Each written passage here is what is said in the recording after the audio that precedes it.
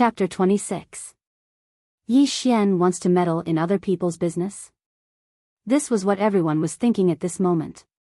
When they saw Yi Xian charging towards the black-armored cavalry, everyone was sure that Yi Xian really wanted to meddle in other people's business.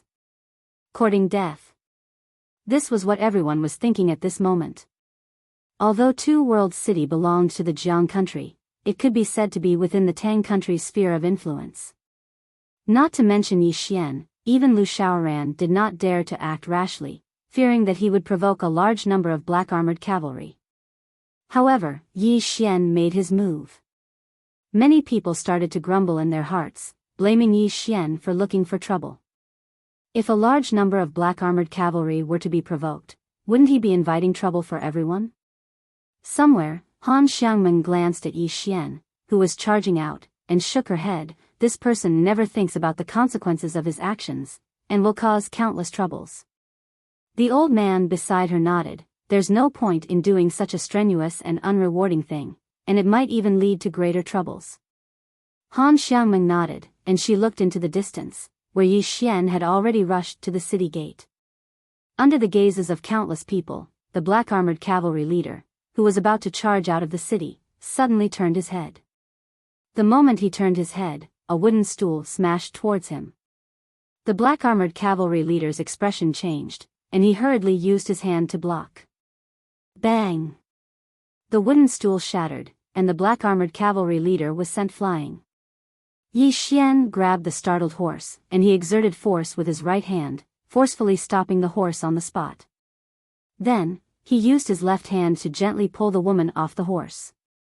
He took off his outer robe and slashed it on the woman's body, before pointing to where Yi Ling and the rest were. Go there, it's safe.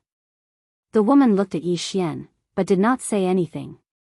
Yi Xian lightly patted the woman's cheek, and said, remember, only incompetent people will seek death. Only when one is alive can one have unlimited possibilities. With that, he picked up the broken half of the wooden stool on the ground and rushed towards the group of cavalrymen not far away. Yi Xian's speed was getting faster and faster, and the black-armored cavalrymen were also rushing towards Yi Xian. On the other side, the leader of the cavalrymen on the ground roared, kill him. Kill him for me. In next to no time, Yi Xian was getting closer and closer to the group of cavalrymen. When Yi Xian was only 1.5 m away from one of the cavalrymen, he suddenly leaped up and smashed the halved wooden stool against the cavalryman's head. Bang! The cavalryman was instantly sent flying, but Yi Xian did not stop there. He threw out the sharp piece of wood in his hand. Chi! The cavalryman's throat was pierced by a sharp piece of wood, and he died on the spot. However, at this moment, several other cavalrymen had already rushed in front of him. Yi Xian's expression became somewhat ferocious. He did not draw his sword, but instead directly rushed out. Under the gazes of countless people, Yi Xian shuttled through the group of cavalrymen. Soon, several cavalrymen fell to the ground one after another, all dead on the spot. In a short period of time, only the black-armored cavalryman was left on the scene. These cavalrymen were experienced in battle, and their combat strength was naturally not ordinary. However, Yi Xian was also experienced in battle, and he had experienced more battles than these cavalrymen combined. In addition, most of these cavalrymen were below the 5th grade unending realm.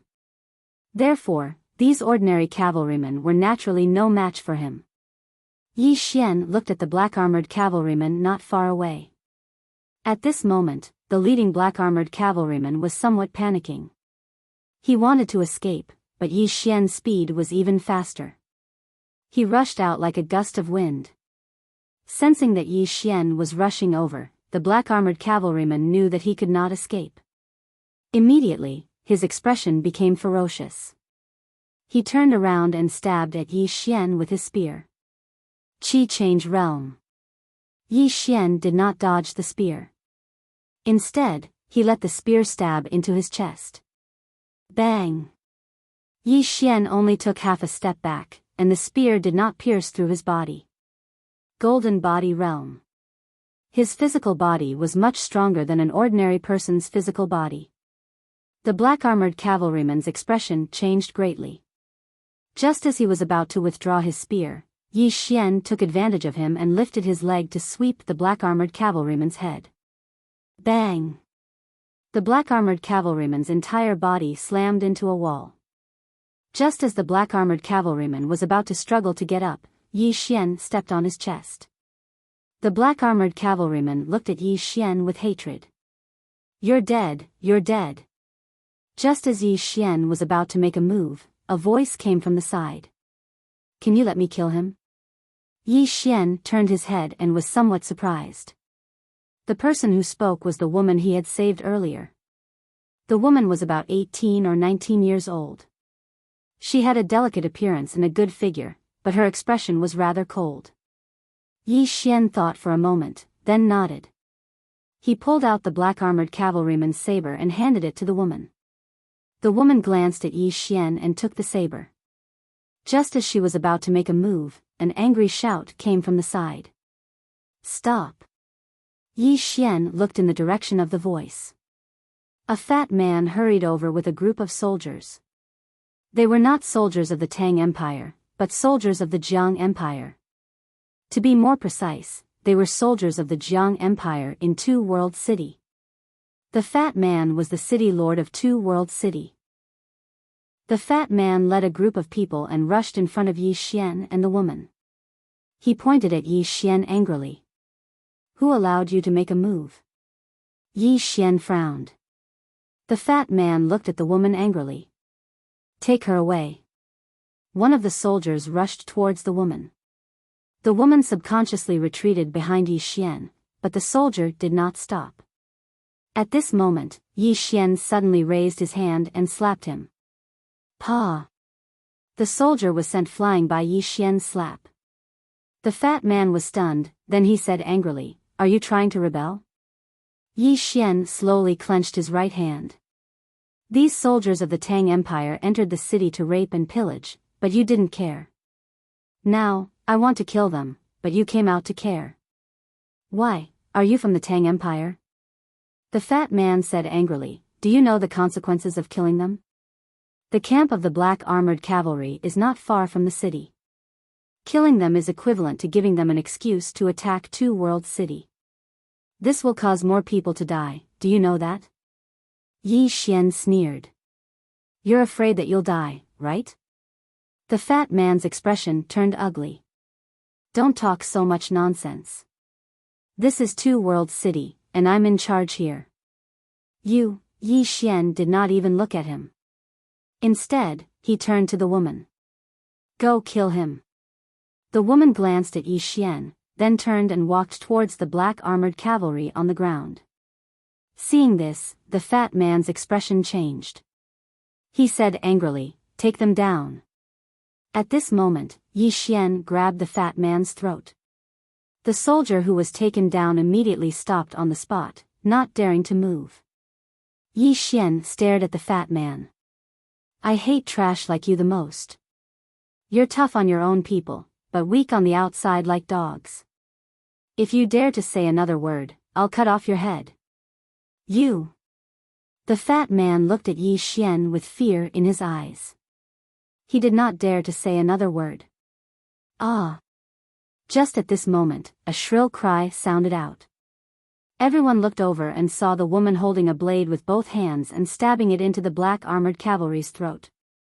Moreover, her face was covered in blood. After killing the black-armored cavalry, the woman let go of the blade and leaned against the wall like a pile of mud. Her gaze was lifeless, and no one knew what she was thinking. You've caused great trouble." The fat man pointed at Yi Xian while his entire body was trembling.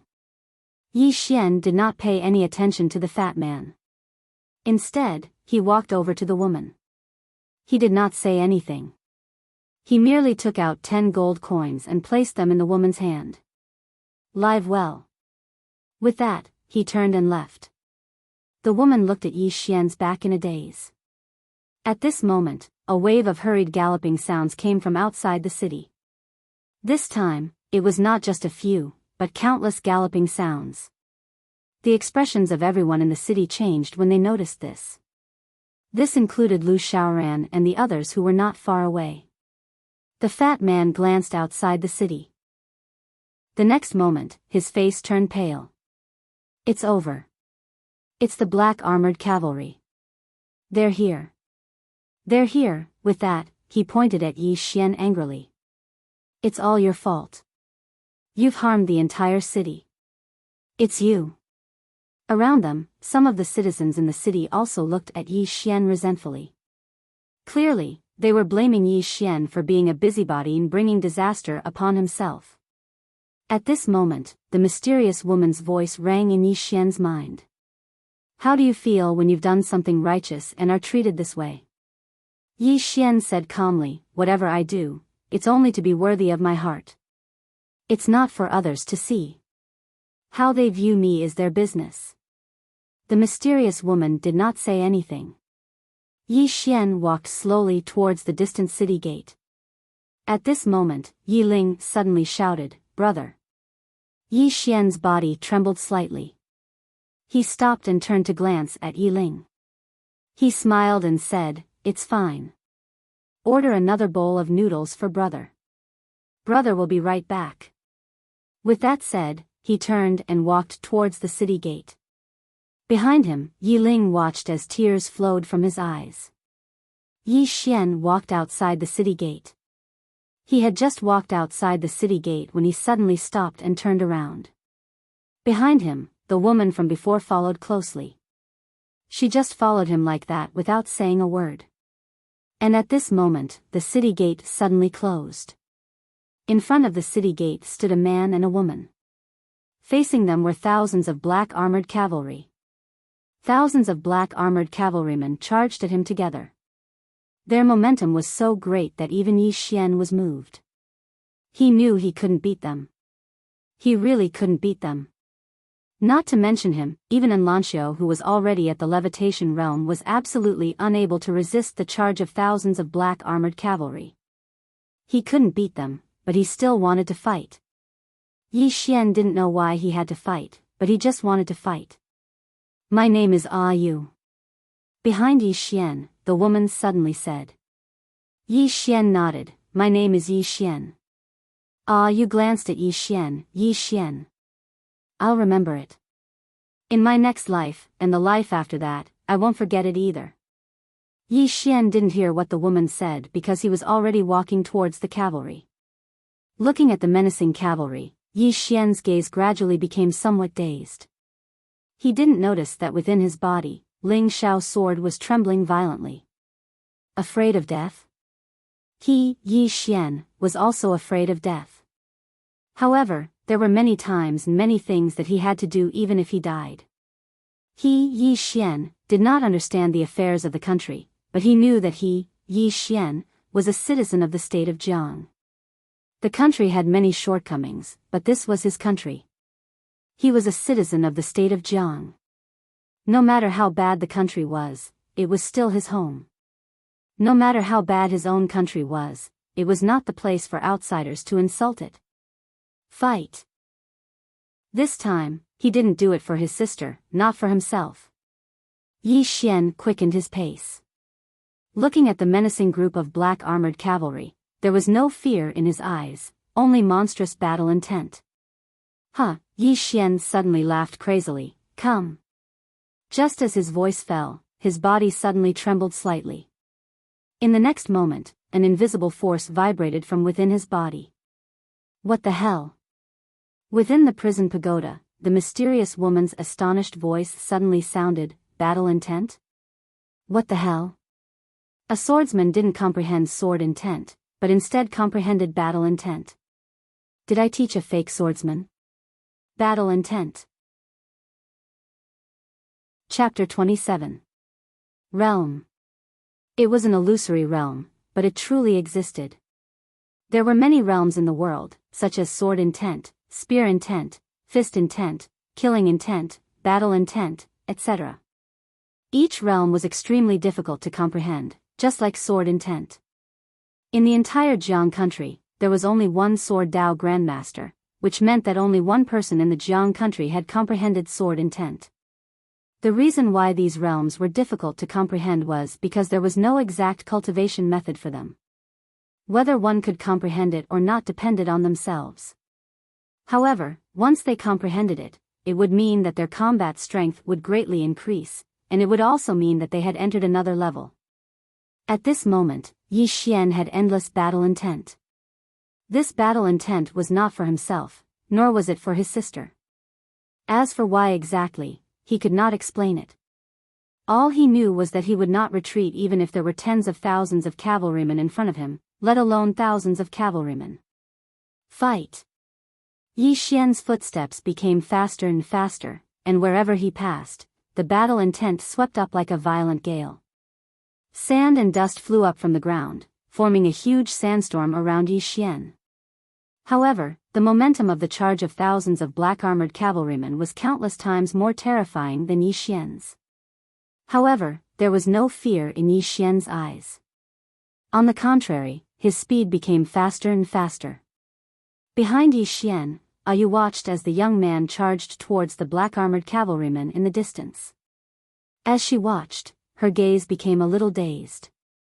When Yi Xian was still 100 feet away from the black-armored cavalrymen, the middle-aged man in the lead suddenly raised his right hand. In the next moment, thousands of black-armored cavalrymen stopped in their tracks. They stopped neatly, without the slightest bit of disorder. The middle-aged man's gaze fell on 100 feet to the right of Yi Xian, where a woman was slowly riding a horse. The woman wore a silver soft armor, her long hair was tied into a ponytail, and there was a golden scimitar hanging from her waist. She was not devastatingly beautiful, but her eyes were as sharp as knives. Just like that, she slowly rode her horse towards them, neither hurried nor slow. Silver armor, golden scimitar. The expressions of thousands of black-armored cavalrymen changed. In the entire Jiang country, there was only one person who wore silver armor and had a golden scimitar hanging from her waist. She was the 9th princess of the Jiang country, who was known as the commander. He is also one of the most feared people in the Tang Empire. Not only the Tang Empire, but the surrounding countries were also afraid of him. The Jiang country's 9th princess and Enlanxiu were known as the Jiang country's two peerless geniuses. Both of them were legends. In front of the thousands of black-armored cavalrymen, the middle-aged man withdrew his gaze. He took a deep look at Yi Xian, who was not far away, then turned around and disappeared into the distance with the thousands of black-armored cavalrymen. It came quickly and left quickly as well. Yi Xian was stunned. Scared off by me? At the thought of this, Yi Xian could not help but feel a little proud. Suddenly, the mysterious woman's voice rang out in his head. I suddenly realized that someone's skin is thicker than the earth. Yi Xian, at this moment, the silver-armored woman arrived in front of Yi Xian. She just stared at Yi Xian. Yi Xian was not stupid. He obviously knew that the reason why the cavalrymen retreated was probably because of this silver-armored woman. Yi Xian sized up the silver-armored woman curiously. The silver-armored woman didn't have an unparalleled appearance like Enlanxiu, but she had a unique bearing, and he'd never seen such a bearing before. Especially those eyes, they were like sharp blades, and even he found it slightly difficult to resist those sharp eyes, and he didn't dare look straight at them. However, this feeling was fleeting. In this life, only he, Yi Xian, respected, and there was no one that he, Yi Xian, feared. Yi Xian met the silver-armored woman's gaze without fear. His gaze was different from the silver-armored woman's. The silver-armored woman's gaze was too sharp, too invasive, and it caused others to not dare look her in the eye. On the other hand, Yi Xian's gaze was very calm, like a mountain that allowed a gentle breeze to blow by. The silver-armored woman withdrew her gaze. Follow me into the city. As soon as she finished speaking, she turned around and walked towards the city gate in the distance. Yi Xian shrugged, and then he gazed at Yu. Let's go. Yu nodded lightly, and then she followed closely by Yi Xian's side. Under the lead of the silver-armored woman, the three of them arrived before the tightly shut city gate. The silver-armored woman glanced at the city gate, and in the next moment, a few afterimages suddenly and mysteriously appeared before the city gate. In the blink of an eye, the city gate had shattered into pieces, and those afterimages had silently retreated to stand behind the silver-armored woman. Yi Xian's expression instantly became solemn when he saw this scene. What terrifying strength! Those people from before were at least at the skyward realm or above. Yi Xian glanced at the silver-armored woman once more, and his eyes were filled with curiosity. Who exactly is this woman?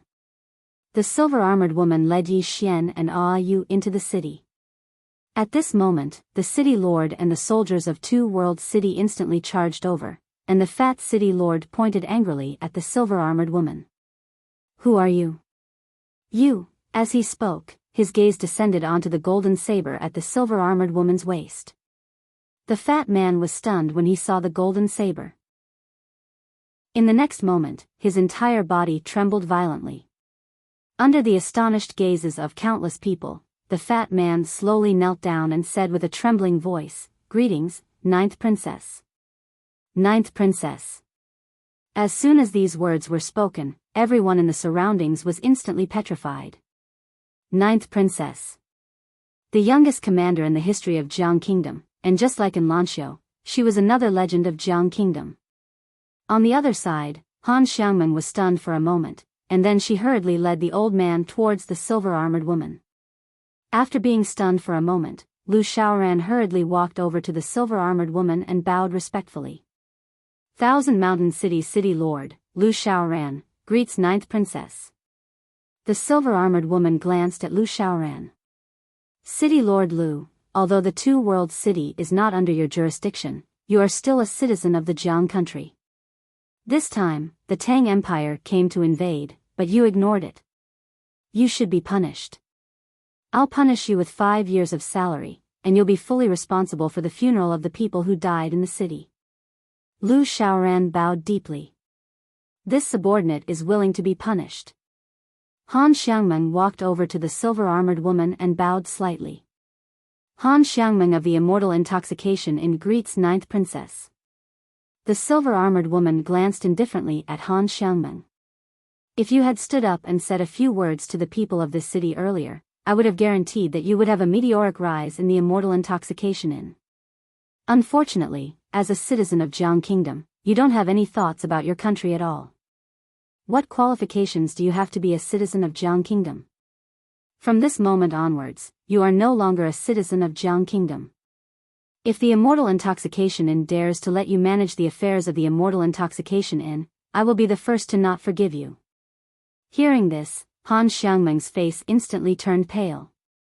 Originally, she still had a little bit of hope, because the third pavilion master had actually given her a chance by asking her to return to the imperial capital.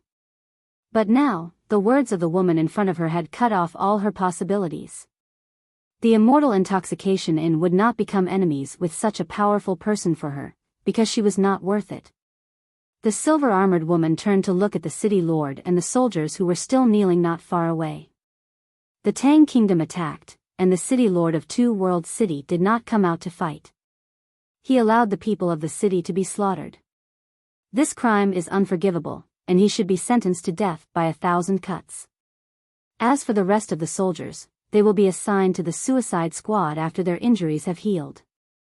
In the future, if they perform meritorious service in the war with Tang Kingdom, today's crime can be pardoned. Take all of them away. Hearing this, the city lord of Two Worlds City fainted. As soon as the silver-armored woman finished speaking, a few black-clothed figures silently appeared, and then the soldiers and the city lord were taken away. The silver-armored woman turned around, and her gaze descended onto Yi Xian. Earlier, no one in the city dared to fight, but you dared. Why? Yi Xian looked the silver-armored woman in the eyes. Even though I'm not a citizen of Two Worlds City, I'm a citizen of Jiang Kingdom. I couldn't bear to watch my fellow citizens being humiliated like this, so I made a move. The silver-armored woman nodded slightly, and there was a trace of admiration in her eyes. If all the men of Jiang Kingdom are like you, then a mere Tang Kingdom would be nothing. Join my army and be a general. How about it? Han Xiangmeng and Lu Xiaoran's expressions changed when they heard this. The Ninth Princess has taken a liking to Yi Xian. Moreover, he's a general as soon as he joins the army. Isn't this treatment a little too good? One had to know that a general could lead 100 soldiers. Join the army? Yi Xian was stunned, and then he shook his head. Rejected. Lu Shaoran wanted to say something but hesitated. One must know that once Yi Xian agrees, it means that Yi Xian has the 9th princess behind him in the future. This is a great opportunity. Han Xiangmeng was also a little surprised. However, when she remembered that Yi Xian has a sword immortal behind him, she felt relieved. Why would this guy care about a mere general? Seeing Yi Xian refuse, the silver-armored woman asked. You're not willing? Yi Xian nodded. I still have a lot of things to do, so I don't want to join the army at the moment. The 9th princess nodded. I won't force you. However, in consideration of your contributions today, I'll let you stay for the time being. If you're interested in the future, you can join my army anytime. With that, she turned around to leave. At this moment, Yu suddenly knelt in front of the 9th princess. I'm willing to join the army. The 9th princess glanced at Yu. Do you know the hardships of joining the army? Yu clenched her fists. I'm not afraid. The 9th princess looked at Yu for a long time, and then nodded. Follow me. With that, she rode away on her horse. After Yu stood up, she turned around and glanced at Yi Xian. Remember, my name is Yu. With that, she turned around and quickly chased after the woman on the horse. Brother.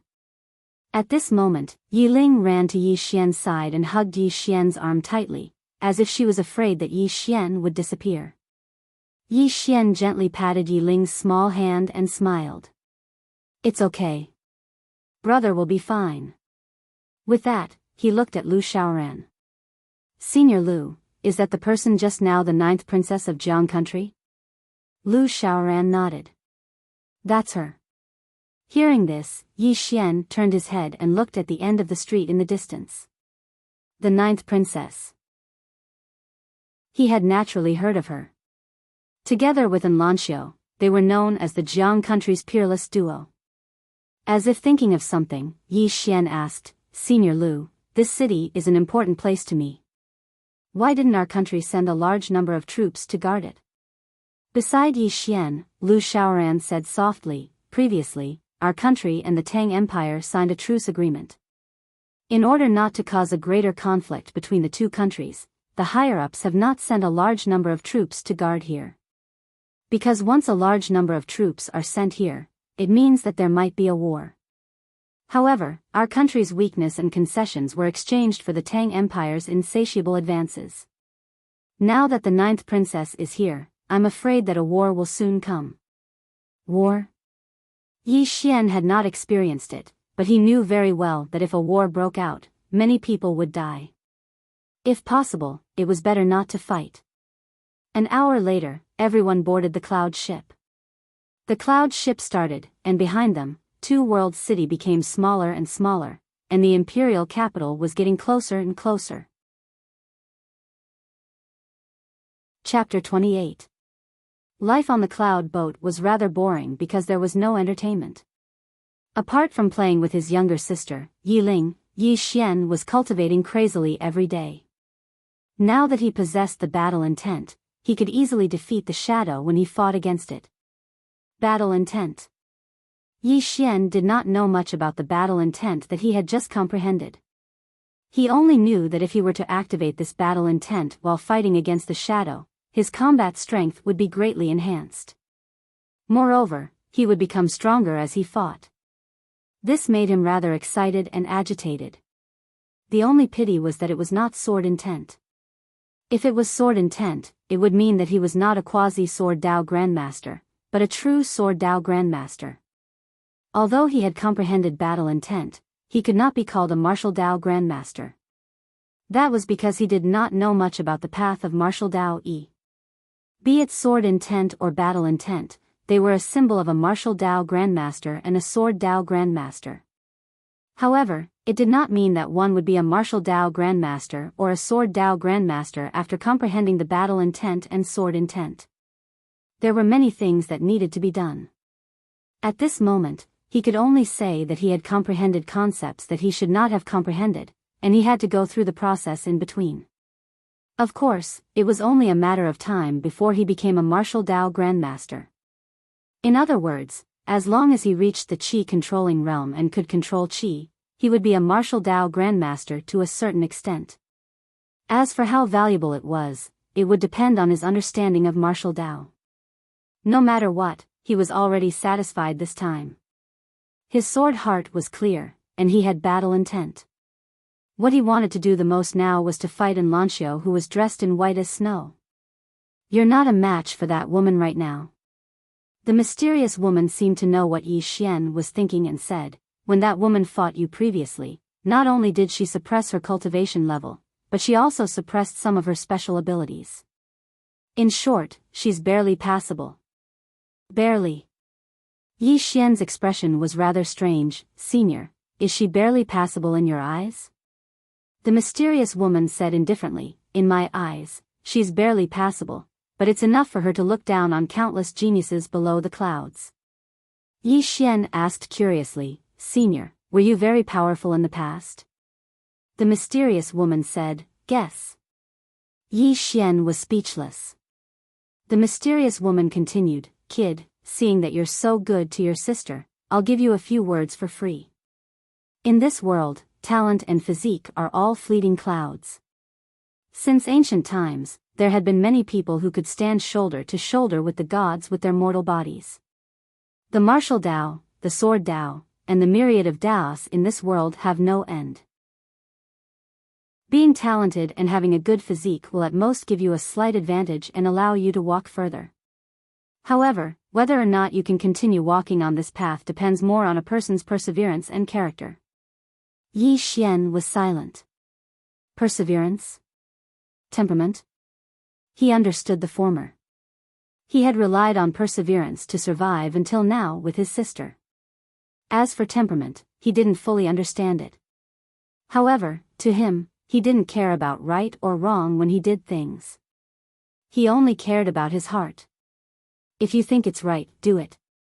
If you think it's wrong, don't do it. Nothing in this world goes as one wishes. It's enough to have a clear conscience. The mysterious woman's voice sounded again. "Now that you've comprehended battle will, you can learn more about the martial Dao. Don't waste this battle will. As for the martial Dao Yi, you can explore and learn it yourself." Yi Xian was taken aback. Then, he hurriedly said, "Senior, don't you understand the martial Dao?" The mysterious woman said, "It's not that I don't understand it, but I understand it too well. In the future, whether it's the sword Dao or the martial Dao, you need to explore and study it yourself. The only thing I can do for you is to guide you in the dark." When she spoke up to hear, she paused for a moment, and then she said, "The path that others have taken isn't your path, and don't try to imitate the path of others. Only the path that you've taken and the things that you've comprehended are truly yours. Just like the battle will, your previous choice allowed you to comprehend the battle will. But if I told you to do it, you wouldn't be able to comprehend the battle will. Most of the time, doing it on purpose will only backfire. Alas, I really don't want to explain these trivial things to you. Hurry up and join that whatever academy so that you don't have to bother me." Yi Xian was speechless. Yi Xian didn't disturb the mysterious woman because he understood what she meant. It was like climbing a mountain. Others said that climbing a mountain was tiring and difficult, but you wouldn't feel that way. Only when you tried it yourself would you realize where it was tiring and where it was difficult. It was the same for the martial Dao and the sword Dao. Only when he tried it himself would he deeply understand where it was difficult and where it was tiring. 2 hours later, Yi Xian left the prison pagoda. As soon as he left the prison pagoda, little fatty Lu Ming came to his and Yi Ling's room. Ever since Yi Xian displayed his invincible might in Two World City, little fatty Lu Ming's worship of Yi Xian had become a little crazy. He himself worshipped Swordsman. In addition, Yi Xian had stood out at that time. Yi Xian's image in the little fatty's eyes suddenly became great. Worship. Unparalleled worship. Little fatty was also very familiar with them. After entering the room, he carried a pile of fruits and placed them on the table in front of Yi Xian and his sister. Then he smiled and said, "Big brother, sister Ling, eat, it's delicious." Yi Xian and his sister looked at each other and smiled. At this time, Lu Xiaoran walked into the room. Lu Xiaoran cupped his fists at Yi Xian and said with a smile, "I hope I'm not disturbing you?" Yi Xian smiled and said, "Of course not. Senior Lu, please sit."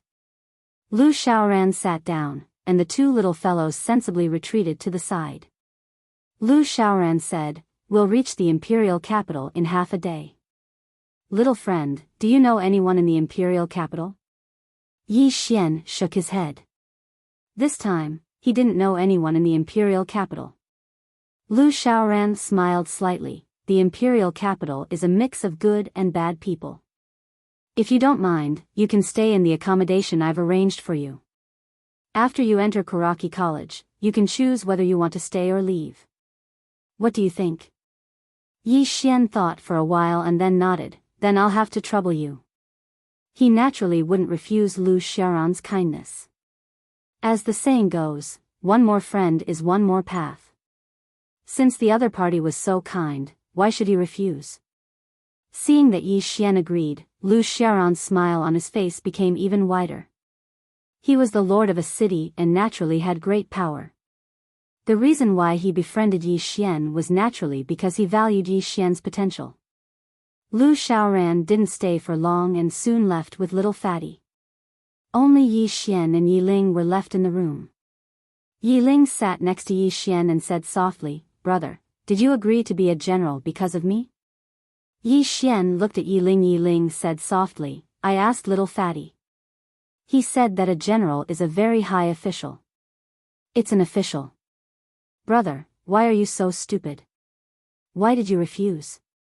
Yi Xian gently rubbed Yi Ling's little head. "What will you do if I become a general?" Yi Ling looked straight at Yi Xian. "I'm your burden, right?" Yi Xian shook his head. "You're the most important person in my life. For you, I can do anything, and I can give up anything." As he spoke, he held Yi Ling's little hand tightly. "Without you, even if I become a sword immortal, it's meaningless." Yi Ling's tears suddenly flowed down. She didn't say anything and just hugged Yi Xian tightly. After a while, Yi Ling felt sleepy and fell asleep. Greedy for sleep. Looking at Yi Ling on the bed, Yi Xian's face was as gloomy as still water. Yi Ling was even more greedy for sleep than before. Fortunately, with the celestial fire warmed jade, she wasn't that cold. However, her situation wasn't good because her face was getting paler. Although she usually didn't say anything, Yi Xian knew very well that she just didn't want him to worry. Yi Xian gently covered Yi Ling with a blanket and left the room to go to the deck of the cloud ship. At the bow of the ship, he looked up into the distance. It was almost dusk, and the sky was fiery red like a huge fire cloth. Under the setting sun, there were thousands of mountains. They were almost at the imperial capital. "Little friend." At this moment, Lu Xiaoran's voice sounded in his ears. Yi Xian turned his head, and Lu Xiaoran walked to his side. Lu Xiaoran said with a smile, "Looking at you, little friend, you seem to be in a hurry to get to the imperial capital." Yi Xian nodded. "Senior, can you tell me more about Kuraki College?" Lu Xiaoran nodded his head. "Kuraki Academy is not a power of the Jiang country, just like the Drunken Immortal restaurant. They are spread throughout the various countries, and the reason why they are so popular, other than having extremely powerful teachers and various cultivation resources, there is another reason, and that is because of their status. As long as you enter Kuraki College, it's equivalent to being labeled as a genius. In the future, you'll be recruited by various forces." As he spoke, he smiled. "Those who come from Kuraki College will be able to eat well no matter where they go. They might even be recruited by the imperial family. To the disciples of poor families, this is the shortest path to success." To the disciples of the imperial family and the aristocratic families, the identity of a student of Kuraki College is a form of protection. Moreover, entering Kuraki College allows them to make friends with many geniuses. After all, in the imperial capital, connections are the most important. Yi Xian nodded slightly, and as if he thought of something, he asked, "Is Kingdom Scholar Enlancio also from Kuraki College?" Lu Xiaoran shook his head, and Guosher isn't from Kuraki College. Yi Xian was slightly astonished. Why? Lu Xiaoran smiled. The dean of Kuraki College personally looked for Guosher, hoping that she would join Kuraki College. However, I heard that she refused. Refused? Yi Xian was stunned. Why? Lu Xiaoran shook his head and smiled, because there's no mentor in Kuraki College that can teach her. It should be said that she's already qualified to be a mentor. Tell me, isn't it a little ridiculous to ask her to join Kuraki College? Yi Xian was speechless. Lu Xiaoran continued, however, although she didn't join Kuraki College still gave her the honor of being an honorary mentor. Although she doesn't have any real power, other than the dean and a few core members of Kuraki College, everyone else has to pay their respects when they see her. At this point, he paused slightly. As far as I know, Guosher's background isn't simple. However, this isn't something that we should care about. Yi Xian nodded, then asked, "Senior, I heard that Kuraki College has the best doctors, is that right?" Lu Xiaoran nodded. "I don't dare say that they have the best, but their treatment methods should be the best in Jiang country. Even the imperial physicians in the palace often go there to ask for advice, and some of the imperial physicians are even from there." Hearing this, Yi Xian's heart relaxed.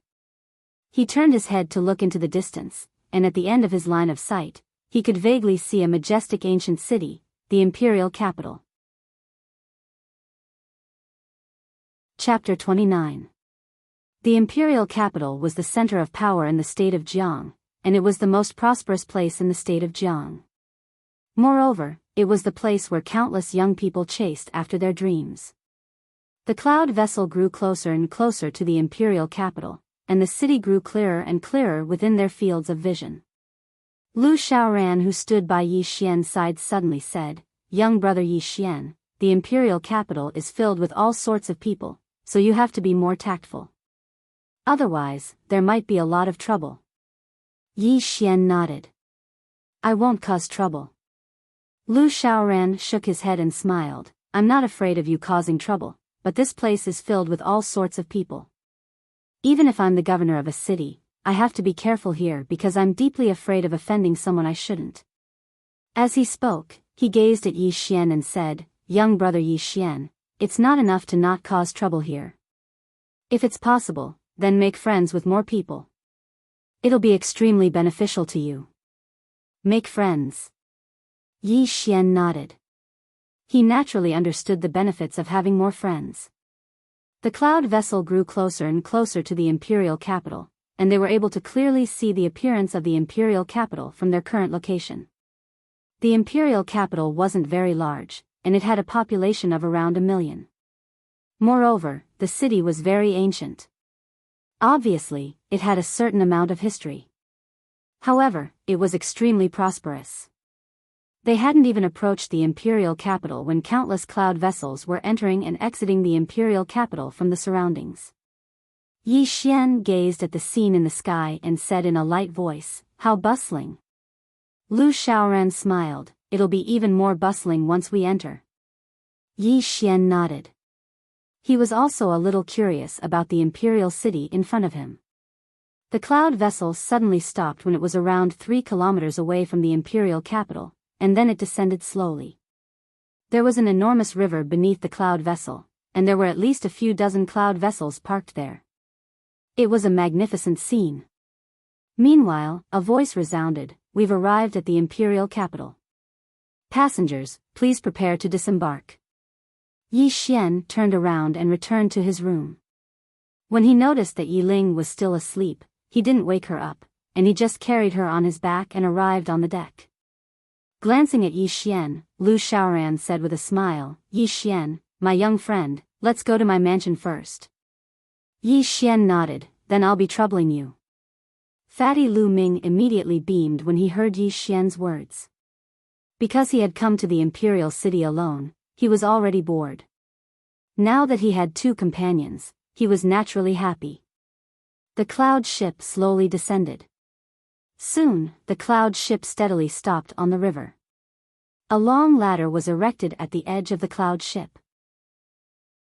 Countless people walked down from the cloud ship.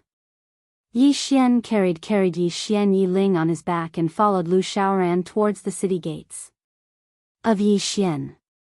On the cloud ship, Han Xiangmeng looked at Yi Xian's back and said softly, "I'm afraid Karaki Academy won't be peaceful anymore."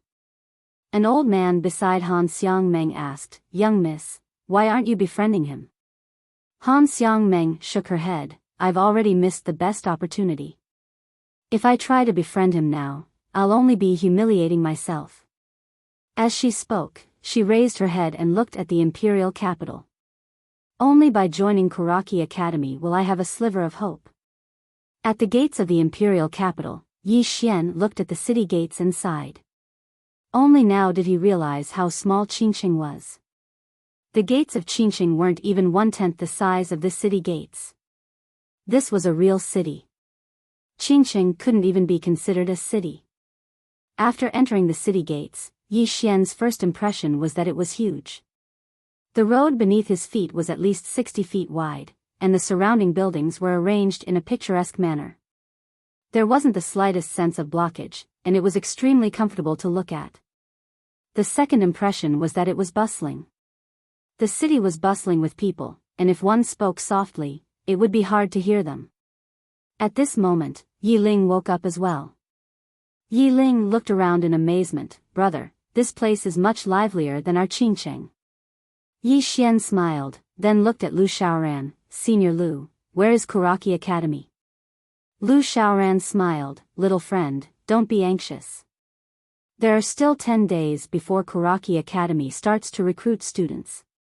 At this stage, Karaki Academy isn't open to the public, so there's no point in you going now.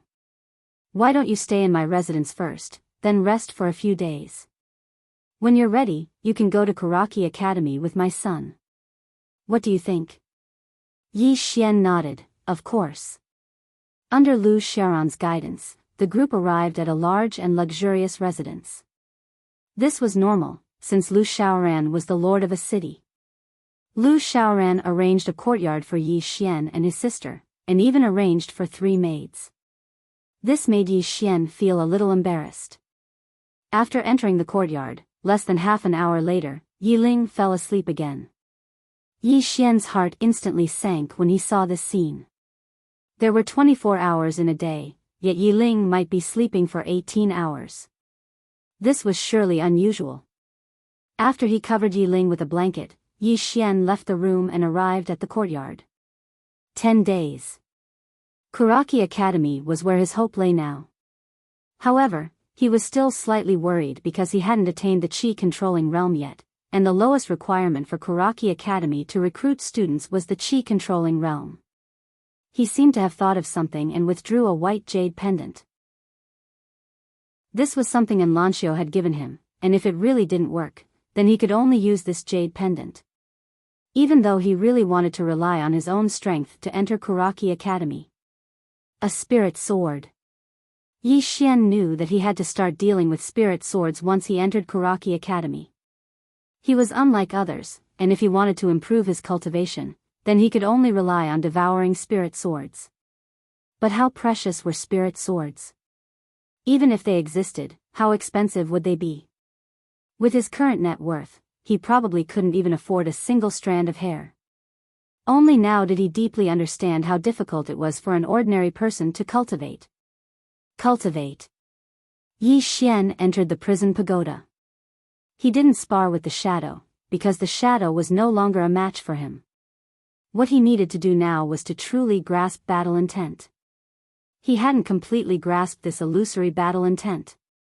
Time passed quickly, and in the blink of an eye, there were less than 2 days left until Karaki Academy's recruitment.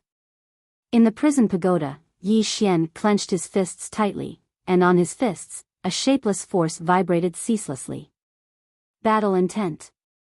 The current him didn't need to rely on a sword to determine life and death to be able to contend with a higher realm powerhouse. Now, he could rely on this battle intent alone to contend with a higher realm powerhouse. However, he didn't know if he could win. The only pity was that he didn't comprehend sword intent.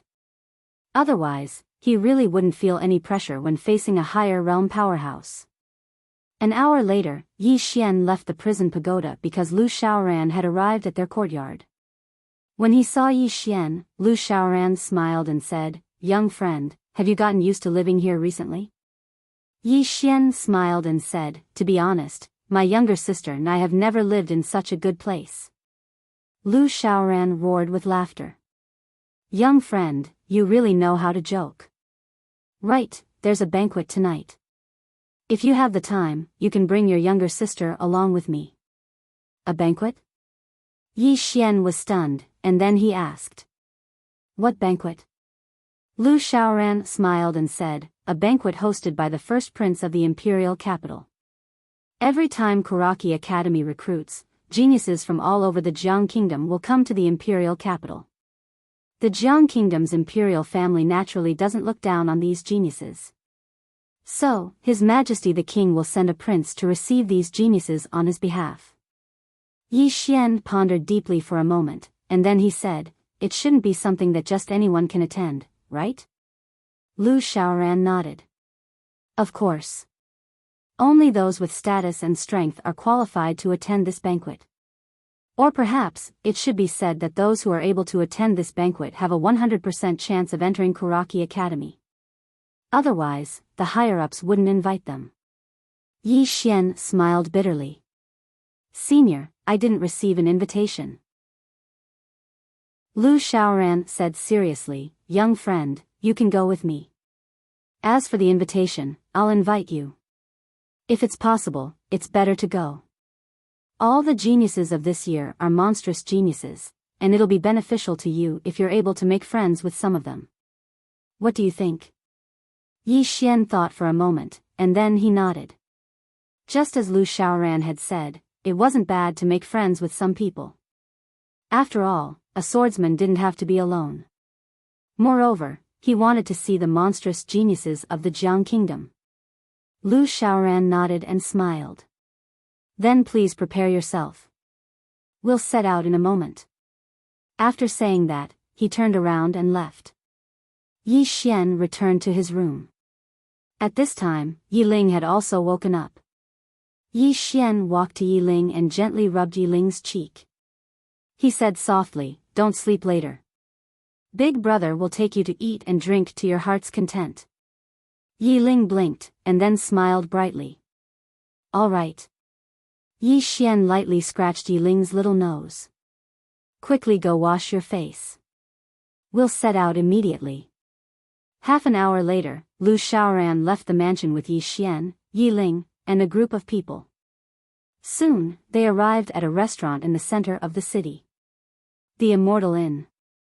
The Immortal Inn could be said to be the largest restaurant in the imperial city. It covered an area of nearly 1,000 square meters. It had a total of 6 floors, and its exterior was covered in gold. It was extremely luxurious. And this restaurant was the property of the drunken Immortal Inn. Yi Xian and his younger sister were both struck dumb by the sight of the restaurant. They had never seen such a large and luxurious restaurant before. Not to mention them, even little fatty Lu Ming was a little shocked. There wasn't such a large restaurant in Thousand Mountain City. Seeing the three's expressions, Lu Xiaoran laughed. "This isn't the biggest. In the future, you should go out and see more. You'll realize that the world is big and full of wonders." Yi Xian nodded. He deeply agreed with this point. Fortunately, he left Qing City. Otherwise, he would be a frog in a well for the rest of his life. Lu Xiaoran led the three into the Immortal Inn. A beautiful woman immediately came to greet them. "Are you City Lord Lu?" Lu Xiaoran nodded. The woman smiled sweetly. "There's still half an hour before the banquet. The Crown Prince has already arranged some entertainment for City Lord Lu. Would City Lord Lu like to try it? Hearing this, Lu Xiaoran's old face turned slightly red. He hurriedly shook his head. No need. Bring me to see the crown prince. The woman nodded and led Lu Xiaoran and Yi Xian up the stairs. When they reached the 4th floor, Yi Xian and Yi Ling were stunned by the scene in front of them. The 4th floor was like a public square. It was very big, bigger than the entire Yi clan. It was extremely luxurious inside. It was resplendent in gold and jade. It was like a palace. Even the feet were paved with a thick layer of animal skin. It was very soft. It was extremely comfortable. Wow! At the side, little fatty Lu Ming suddenly stepped on the beast skin under his feet and exclaimed, "Dad, this is the beast skin of the scarlet tiger. This beast skin costs at least several hundred gold coins, and there are at least tens of thousands of them here. Damn it, this drunken immortal restaurant is richer than our family." Hearing this, Yi Xian and Yi Ling looked at each other. Yi Xian shook his head and smiled. Poverty has limited my imagination. Lu Xiaoran smiled. Young friend, this drunken immortal inn is as rich as a country. Even the royal family isn't as rich as them. As he spoke, he glanced into the distance and said, "Young friend, please wait for a moment.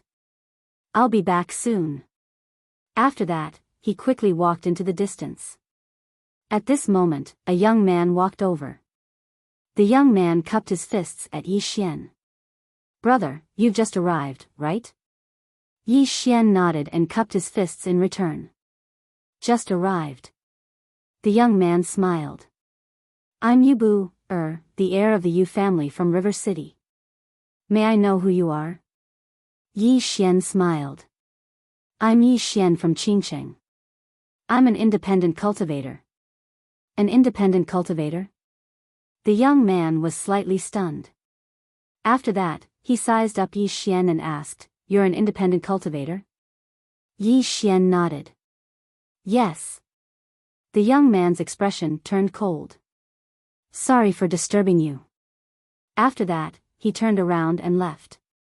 Yi Xian was speechless. The young man walked to the side and cupped his fists at one of the men. "I'm Yubu, the heir of the Yu family from River City." "Brother, you are?" The man cupped his fists in return. "I'm Mo Xiao, the heir of the Mo family from Yu City." Hearing this, the young man was shocked. "You mean the Mo family that owns dozens of gold mines?" The man nodded. "That's right." The young man pulled the man's arm and smiled. "Brother Mo, we feel like old friends at first sight. Come, let's drink a few cups. P.S. Thank you to all the friends who have tipped and voted. During the new book period, every ticket is precious. Thank you for your support. Thank you sincerely. Pour tea for the big shots." Chapter 30. Yi Xian and Yi Ling were instantly stunned by this scene. A short moment later, Yi Xian shook his head and smiled. It's still a familiar feeling. Actually, it was the same in Qing City. Only those who were valuable would be made friends with. Moreover, those who were valuable would only make friends with those who were valuable. Lu Ming, who stood by Yi Xian's side, spoke angrily, "Big brother, this fellow is a snob. Do you want me to stand up for you?" Yi Xian glanced at the little fatty, and then he shook his head and smiled. Birds of a feather flock together. It's very normal. The little fatty was about to say something when Lu Xiaoran walked over, and there was a man in a yellow robe standing before him. The man was around the age of 25 or 26, had a handsome appearance, and carried a faint dignified aura between his brows. The man walked over to Yi Xian, and then he sized Yi Xian up and smiled. "This is brother Yi Xian." Yi Xian looked at Lu Xiaoran, and the latter hurriedly said, "My young friend Yi Xian, this is the eldest prince of our Jiang kingdom, Jiang Niansheng." The eldest prince. Yi Xian was slightly stunned, and then he cupped his fists to the eldest prince, Yi Xian of Qing City. He was neither servile nor overbearing. The eldest prince nodded and smiled. Since city governor Lu thinks highly of brother Yi Xian, then we naturally have to get closer to him in the future. Yi Xian was about to speak when a slightly excited voice suddenly resounded, Mo Suiqing is here. Mo Suiqing. When they heard this voice, everyone instantly looked towards the staircase. The first prince, who was in front of Yi Xian, also looked toward the staircase. He tidied up his clothes and walked over. Seeing this scene, Lu Shaoran wanted to say something, but in the end, he did not say anything. Naturally, he was on the first prince's side, and this time, he wanted to introduce Yi Xian to the first prince. In order to not arouse Yi Xian's disgust, he did not reveal too much about Yi Xian. Now that he saw the first prince's indifferent expression, he wanted to say a few more words. However, when he remembered that Yi Xian was a swordsman, he did not say anything. It would be fine if the referral failed, but if it caused Yi Xian's disgust, then the loss would outweigh the gain. Under everyone's gaze, a woman walked up the stairs. The woman was around the age of 20, and she wore a fiery red dress. Her figure was tall and extremely slender, and her appearance was extremely exquisite. She had beautiful brows and starry eyes, and her face was fair and delicate. Especially her eyes, they were large like the stars in the night sky, and a single glance at them seemed to be able to cause one to fall into them. She was very beautiful. Even Yi Xian took a few more glances at her. He wouldn't reject beautiful things, but it was just pure appreciation. As for other thoughts, he didn't have any. Yi Xian withdrew his gaze and looked at Lu Shaoran. Senior, this is? Lu Shaoran smiled. Mo Suiqing, the number one beauty in the imperial capital. The number one beauty in the imperial capital.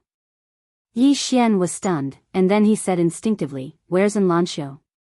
Even though the woman before him was drop-dead gorgeous, it would be going too far to say that she surpassed Enlanxiu. Lu Shaoran smiled. Enguesher isn't renowned in the 100 Kingdoms by relying on her appearance, and the impression others have towards her isn't based on her appearance as well. Young friend, do you understand? Yi Xian came to an understanding when he heard this. As soon as Mo Suiqing arrived, the gazes of everyone here converged onto her, and they surrounded her like a host of stars surrounding a bright moon. Lu Shaoran, who stood by Yi Xian's side, spoke abruptly. Mo Suiqing isn't just beautiful, she's from the Mo clan. It's an ancient clan that even the imperial family fears. Presently, the two princes of the kingdom of Jiang are fighting for the position of crown prince, so if one of them is able to marry her, then the position of crown prince would be practically secured. Unfortunately, Mo Suiqing's standards are extraordinarily high. She once said that no man in the kingdom of Jiang is worthy of her. Meanwhile, Yi Ling, who stood by Yi Xian's side, spoke abruptly. I think my older brother can do it. Yi Xian rolled his eyes at Yi Ling. Big brother is only a treasure in your heart, but I'm probably nothing in the eyes of others. Yi Ling smiled sweetly and held tightly onto Yi Xian's arm. In her heart, her older brother was worthy of anyone in the world. Lu Shaoran roared with laughter. Don't belittle yourself. You're young and promising, so anything is possible if you have the heart. He didn't know who was behind Yi Xian, but he knew something about Dao Yi. Yi Xian had killed an elder of the Immortal Indulgence Inn and survived. After that, Tower Master Han had died. Yi Xian shook his head and smiled. He glanced at Mo Suiqing, who stood in the distance. Women like her were arrogant and had extremely high standards, so he wouldn't go looking for trouble with her. In his opinion, the relationship between two people should be based on feelings and character. Even though talent and potential were necessary, it would be meaningless if a relationship was built on talent and potential, as well as family background. It was like saying that you only love me if I have money, and you don't love me if I don't have money. What was the point of such love? The banquet started. Yi Xian and his sister, Yi Ling, Lu Shaoran, and little Fatty sat at a table alone. The table was filled with all kinds of dishes, and there was an endless stream of them. The siblings and little Fatty ate happily. He and his sister were used to a hard life, so they had never eaten delicacies before. As for little Fatty, he was just a glutton. The people around them were either making friends or toasting each other. Only their table was eating crazily. Seeing this, Lu Xiaoran shook his head and smiled bitterly. However, he couldn't do anything about it. He knew better than anyone what kind of person his son was. If he asked little Fatty to say those hypocritical words, little Fatty wouldn't be able to do it. He might even offend people. As for Yi Xian, in his heart, Yi Xian should have extremely high standards and disdain to make friends with others. In fact, he didn't know that every time Yi Xian said that he was a rogue cultivator, people would run away. Yi Xian was helpless. Damn it, I have to ask what your family does before I make friends. Isn't that stupid? A moment later, Lu Xiaoran turned to look into the distance and said, "You guys eat first. A few old acquaintances have arrived. I'll go greet them." Yi Xian and the others didn't respond. Lu Xiaoran shook his head with a smile and left. Yi Ling put a large drumstick in Yi Xian's bowl. "Brother, you should eat more." As she spoke, she put a cabbage in little Fatty's bowl. "Little Fatty, you have to lose weight. Vegetables are delicious, eat more." Little Fatty glanced at the vegetables in his bowl and said bitterly, "Sister Ling, you're too biased." Hearing this, Yi Ling smiled and put a piece of braised pork in Yi Xian's bowl. "Brother, this is delicious. It's so tender." Little Fatty was speechless. When I return, I must ask my mother to give me a younger sister." "No, two." Yi Xian and his sister exchanged glances. In the next moment, the siblings laughed. On the other side, a veiled woman appeared beside Mo Suiqing. That woman was Han Xiangmeng, who had just arrived. Although Han Xiangmeng was talking to Mo Suiqing, her gaze would occasionally fall on Yi Xian. She hadn't expected Yi Xian to appear here. Sensing Han Xiangmeng's gaze, Mo Suiqing glanced at Yi Xian. "Xiangmeng, you know that person?" Han Xiangmeng nodded. Mo Suiqing smiled. "He's not simple for you to pay so much attention to him. Tell me, which family's young master is he from?" Han Xiangmeng shook her head. "I've only met him once or twice. I'm not very familiar with him." Mo Suiqing's lips curled into a fox-like smile. "You're not very familiar with him, but you've seen him several times. Why? Have you fallen for him?" As she spoke, she glanced at Yi Xian. "His looks are not bad. His eyesight is passable." Han Xiangmeng shook her head. "Don't spout nonsense. I've only met him twice. I just didn't expect him to appear here." Mo Suiqing looked around and smiled. "There's nothing strange about him appearing here. There are geniuses from various cities in the country of Jiang here. There are endless benefits to befriending people here. In this society, apart from strength, connections are also important, isn't that so?" Han Xiangmeng said indifferently, "Did you see who he befriended?" Mo Suiqing was slightly stunned. She glanced at Yi Xian again and said in surprise, "If you put it that way, he's a little special." Han Xiangmeng shook her head. "Let's not talk about him.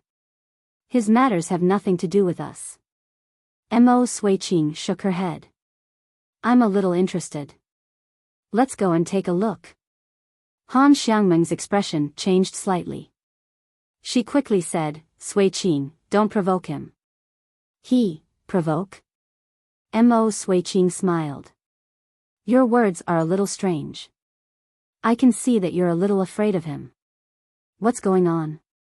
Just as Han Xiangmeng was about to speak, Mo Suiqing suddenly said, "Forget it. He's making me even more curious. Let's go and take a look." After speaking, she pulled Han Xiangmeng to Yi Xian's table. Mo Suiqing and Han Xiangmeng's actions naturally attracted the attention of countless people. Seeing the two women walk to Yi Xian's table, everyone looked at Yi Xian. Curious. They were naturally curious about Yi Xian's identity. There weren't many people who could catch Mo Suiqing's attention. Mo Suiqing sized up Yi Xian and smiled. "There's no one here." You don't mind us sitting here, right? Yi Xian glanced at the two women. He naturally knew Han Xiangmeng. However, he didn't understand what they were up to. Before Yi Xian could reply, Mo Suiqing pulled Han Xiangmeng to sit down. She sized up Yi Xian and asked, "Young master, how should I address you? Which family are you from?" Yi Xian put down his chopsticks and cupped his fists. Yi Xian, a wandering cultivator. A wandering cultivator. Mo Suiqing's interest grew. Just a wandering cultivator? Yi Xian nodded.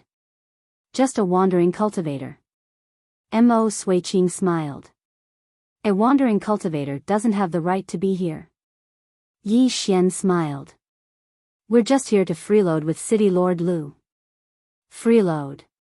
Hearing Yi Xian's words, everyone burst into laughter. Mo Suiqing started laughing as well. It's the first time I've seen someone come here to freeload. Yi Xian pondered deeply for a moment and said, "Miss Mo, what do you want? Just get straight to the point." The gazes of everyone had converged here, and it wasn't a good thing for him. He didn't want to make enemies for no reason. Mo Suiqing smiled. "It's nothing much. I'm just here to have some fun. Can't I? Young Master Yi Xian thinks that I'm not worthy to sit at the same table as you?" As soon as she finished speaking, the corners of her mouth curled up slightly. As soon as these words were spoken, the expressions of the men in the surroundings instantly changed. One of them walked over to Mo Suiqing's side, and he glanced coldly at Yi Xian.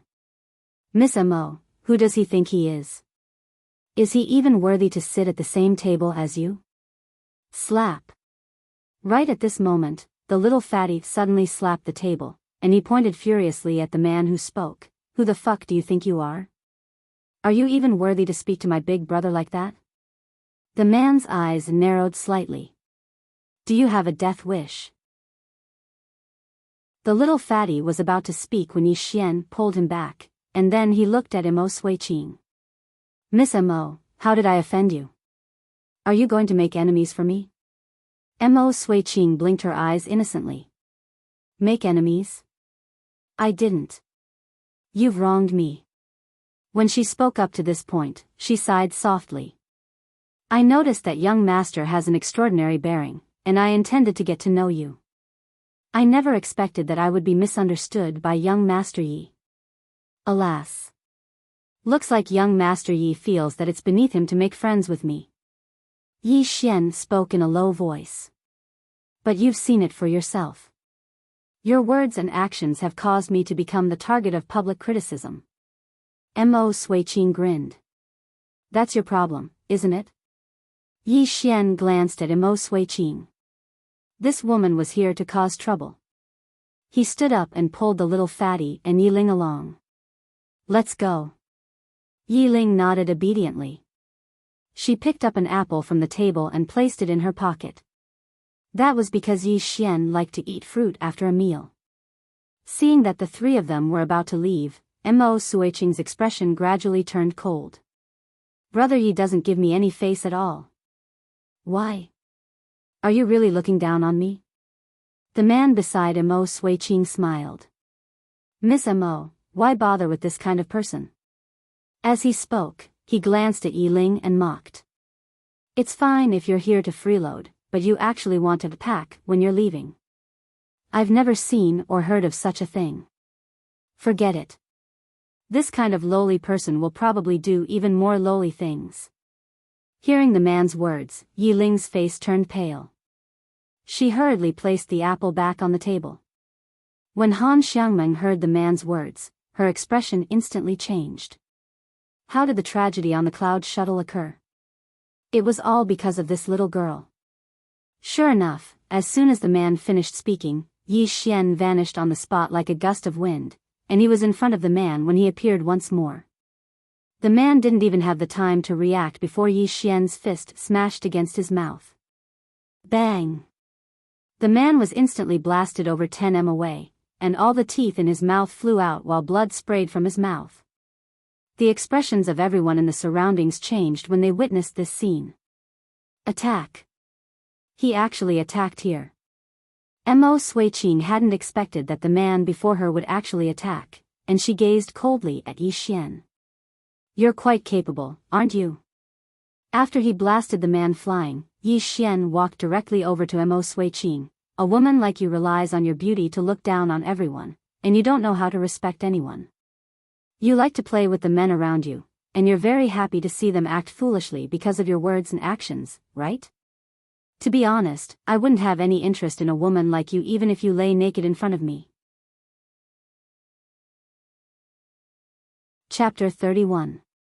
As soon as Yi Xian finished speaking, the surroundings instantly fell silent. No one had expected that Yi Xian would actually dare to humiliate Mo Suiqing in front of so many people. That was Mo Suiqing, the dream lover of countless men in the imperial capital. Right at this moment, Mo Suiqing suddenly slapped the table. Bang! The table instantly turned into powder. Mo Suiqing's figure flashed and appeared before Yi Xian's group. She stared fixedly at Yi Xian with a smile on the corners of her mouth. Do you have the balls to repeat what you said just now? Yi Xian walked over to Mo Suiqing, and they were very close to each other to the point they could feel each other's breathing. Yi Xian just stared at Mo Suiqing. A woman like you looks down on everyone just because you're slightly beautiful, and you don't know how to respect anyone. You like to play with the men around you, and you're happy to see them act stupidly because of your words and actions, right? To be honest, I wouldn't even be interested in a woman like you even if you lay naked in front of me. Mo Suiqing's smile still remained, but it was slightly cold. Everyone knew that the most beautiful woman in the imperial capital was angry. Mo Suiqing attacked. She spun her palm slightly, and a powerful airflow surged out from her palm like a hurricane. The Qi control realm. Moreover, she'd clearly executed some sort of formidable martial technique. As soon as the airflow appeared, the tables and chairs around her and Yi Xian were instantly turned into powder. However, Yi Xian didn't take a single step back, and he slammed his fist towards the woman who stood before him. Bang! The airflow shattered, and countless hurricanes swept towards the surroundings while both of them retreated by over 10 m. Mo Suiqing glanced coldly at Yi Xian. Not bad. As soon as she finished speaking, she was about to attack again when Han Xiangmeng suddenly stood in front of her. Mo Suiqing spoke in a low voice. Xiangmeng, move aside. Han Xiangmeng spoke in a low voice. Suiqing, let it go. Can you give me some face? Let it go? Mo Suiqing sneered. Xiangmeng, he humiliated me like that, and you want me to just let it go? Han Xiangmeng pulled Mo Suiqing's hand. Listen to my advice, can you? Mo Suiqing frowned slightly. Xiangmeng, just what is his background? Why are you so afraid of him? Just as Han Xiangmeng was about to speak, the Crown Prince and Lu Xiaoran rushed over. When they saw the scene, Lu Xiaoran's heart sank. The eldest prince glanced at Yi Xian and Mo Suiqing in the distance, and then he walked over to Mo Suiqing and smiled. Miss Mo, what has made you so angry? Mo Suiqing threw a cold look at Yi Xian, who was not far away. Jiang Niansheng, did you invite this guy here? Jiang Niansheng glanced at Yi Xian and said, Miss Mo, has there been a misunderstanding? Misunderstanding? Mo Suiqing chuckled. She sat down at the side and said, Jiang Niansheng, this person you invited insulted me in front of so many people, yet you're telling me that it's a misunderstanding? What? Is he your friend? Friend. Lu Xiaoran's heart shook, and he gazed at the eldest prince. He was very clearly aware that whether or not he could rope in Yi Xian depended on the eldest prince's decision. How could the eldest prince possibly be friends with him? Someone suddenly said, he spoke rudely and publicly insulted Miss Mo. Such a person should be killed immediately to serve as a warning to others. Exactly. Such a vulgar person isn't qualified to sit in the same hall as us. Eldest prince, you should get someone to drive him out immediately so as to prevent him from insulting Miss Mo. The eldest prince pondered deeply for a moment, and then he shook his head. I'm not familiar with him, and I've never invited him.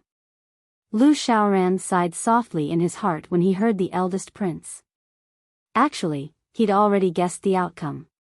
The Mo clan stood behind Mo Suiqing, and Yi Xian had clearly incurred public wrath.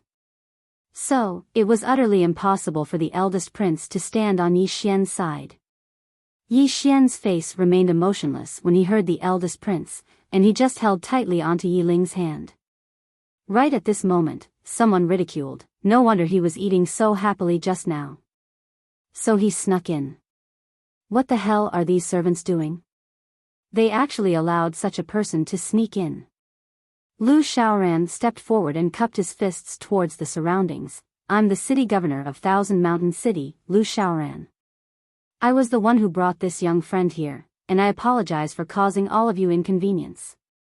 As soon as he finished speaking, he gazed at Yi Xian and laughed bitterly. I never expected that it would be like this. My young friend Yi Xian, I'm sorry. Yi Xian shook his head. It's none of your business. Lu Xiaoran nodded, and then he turned to gaze at the eldest prince, Jiang Niansheng. The latter stared fixedly at him. Elder Lu, do you know what you're doing? Lu Xiaoran smiled. Eldest prince, I'm sorry for the disturbance. As soon as he finished speaking, he gazed at Yi Xian. Young brother, let's go. Obviously, he'd chosen Yi Xian. Everyone felt slight disbelief. Especially the eldest prince. He hadn't expected that Lu Xiaoran would actually choose Yi Xian in front of so many people. At the same time, he was quite shocked. Exactly who is this fellow, Yi Xian? Yi Xian nodded, and then he pulled Yi Ling along with him and was about to leave with Lu Xiaoran. Meanwhile, Mo Suiqing suddenly spoke coldly from nearby. What? You intend to leave just like that? Lu Xiaoran pondered deeply for a moment, and then he walked over to Mo Suiqing. Miss Mo, I presume it was a misunderstanding just now. Please give me some face and let bygones be bygones, all right? Mo Suiqing spoke indifferently. It's fine if you want to let bygones be bygones. Ask him to kneel down and apologize to me, and we'll let bygones be bygones. All right? Lu Xiaoran frowned when he heard this. Meanwhile, Han Xiangmeng suddenly walked over to Yi Xian, and she bowed slightly to Yi Xian. Young Master Yi, even though I didn't do it on purpose, it was caused by me. I'm sorry. Xiangmeng. Mo Suiqing spoke furiously. Whose side are you on? Han Xiangmeng glanced at Mo Suiqing. Suiqing, if you take me as a friend, then let bygones be bygones, all right? Mo Suiqing's expression became quite unsightly. How can we just let bygones be bygones? Right at this moment, a voice resounded abruptly. Everyone watched as a young man walked in from the staircase. He was around the age of 18 or 19, had a robust figure, a crew cut, and a ferocious expression. Tsang Qi. Someone exclaimed, it's that genius from the Tsang clan. I heard he's been accepted into Karaki Academy in advance. Accepted in advance. Many people had to take tests in order to enter Karaki Academy, but some didn't. All of these people had their own uniqueness, and there were only 5 people who didn't have to take tests this year. Tsang Qi was one of them. Moreover, practically everyone in the imperial capital knew that Tsang Qi was Mo Suiqing's follower. Tsang Qi walked over to Mo Suiqing, and then he glanced coldly at Yi Xian. Suiqing, I'll avenge you. Mo Suiqing frowned slightly. Tsang Qi, this has nothing to do with you. Tsang Qi spoke fiercely. He insulted you, and that's the same as insulting me. As soon as he finished speaking, he turned around to look at Yi Xian. Who the fuck do you think you are to insult Suiqing? I'll fucking shatter your bones bit by bit today. As soon as he finished speaking, he charged forward. This charge was like a ferocious tiger descending a mountain, and an invisible imposing aura had pressed down upon Yi Xian before he even arrived. Yi Xian clenched his right fist tightly, and the imposing aura instantly vanished. In the next moment, everyone watched as Tsang Qi's fist smashed against Yi Xian's chest, and then Yi Xian's fist smashed against Tsang Qi's chest as well. Bang! Bang! Yi Xian moved around 3 back, but Tsang Qi moved over 30 back instead, and he only stopped after colliding with a wall. Everyone in the surroundings was stunned when they witnessed this scene. Jiang Miansheng's eyes narrowed slightly while a trace of shock could be seen in his eyes. On the other hand, Mo Suiqing frowned. They were very clearly aware of Zhang Qi's strength. Zhang Qi's physique was unique, and his physical body was extremely formidable. Practically no one in the same realm of cultivation could go against him in terms of physical strength. Yet now, Zhang Qi was actually in a disadvantageous position. Zhang Qi's eyes were filled with disbelief. How could you possibly? Yi Xian's face was emotionless. A competition of physical strength? He'd truly never feared anyone. After all, he'd cultivated to the golden body realm. Not to mention humans, he even dared to fight demon beasts with his physical body when it came to physical strength. I refuse to believe it. Zhang Qi suddenly roared furiously as he charged at Yi Xian again. However, Yi Xian's figure shook and arrived in front of Zhang Qi first, and then their fists collided once more. Bang! Crack! The sound of bones breaking resounded. Zhang Qi's entire right arm broke, and then his figure was blasted flying against the wall. Bang! The entire wall shook violently while Zhang Qi struggled for a moment, but he wasn't able to stand up in the end. Yi Xian glanced coldly at the surroundings, and then he took Yi Ling's hand. Let's go. Wait. Right at this moment, a voice suddenly resounded. It was the eldest prince, Jiang Miansheng. The eldest prince walked over to Yi Xian and smiled. Brother Yi, I understand what happened. You really did insult Miss Mo, so please apologize to Miss Mo. The eldest prince is benevolent. Some people bowed slightly to Jiang Miansheng. Please uphold justice, eldest prince. This person abused his power to bully others and insulted Miss Mo. His crimes are unforgivable. Please give the order to lock him up. Jiang Miansheng cupped his fists towards the surroundings. Don't worry everyone, justice is everywhere. I definitely won't turn a blind eye to it, and I'll definitely seek justice for Miss Mo. As soon as he finished speaking, he gazed at Yi Xian. Brother Yi, I'm afraid I won't be able to allow you to leave the Immortal Indulgence Pavilion if you don't apologize today. Yi Xian smiled. Your Highness, the eldest prince, you're killing two birds with one stone by winning over the people's hearts now. Jiang Miansheng spoke indifferently. Apologize. Please kneel down and apologize to show your sincerity. As soon as he finished speaking, a group of spear-wielding guards appeared in the surroundings. Each one of them was an elite soldier picked out of 10,000. Kneel down and apologize. Yi Xian chuckled and looked at Lu Shaoran beside him. Senior Lu, and Miss Han, please help me look after my sister. The reason why he asked Han Xiangmeng was because one more person would give Yi Ling an extra layer of protection.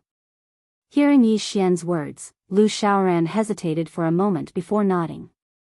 Han Xiangmeng sighed softly and didn't say anything. Yi Xian turned to look at Jiang Miansheng and the others. Jiang Miansheng narrowed his eyes. Guards, this person trespassed into the Immortal Indulgence Pavilion, publicly insulted Miss Mo, and even injured someone. His crime is unforgivable. Kill him immediately. The guards directly charged at Yi Xian. At this moment, footsteps suddenly rang out from the staircase. In the next moment, everyone was stunned. At the staircase, a woman stood there. Her clothes were whiter than snow, like a goddess from the heavens. Enrich. The guards knelt down on one knee when they saw Enrich, and the others hurriedly bowed deeply and spoke in unison, greetings, and Guesher. Even the eldest prince, Jiang Miansheng, hurriedly bowed. On the other hand, Mo Suiqing, who had a livid expression, stood up and bowed slightly as well. The Mo clan's Mo Suiqing greets and Guesher. Enrich nodded slightly. Under the gazes of everyone, she walked over to Yi Xian, and there was a trace of surprise in her eyes after she sized Yi Xian up. Fight. As she spoke, she grinned. You've surprised me quite a bit. I haven't seen you for a short period of time, yet you've actually attained such a level. Brother Yi, can we have a chat? Brother Yi. Everyone here was instantly dumbstruck when they heard the words Brother Yi. Chapter 32. Brother Yi. At this moment, everyone here was truly shocked. How many people in the imperial capital could be called brother by Enlancio? Perhaps there were, but they were absolutely rare existences.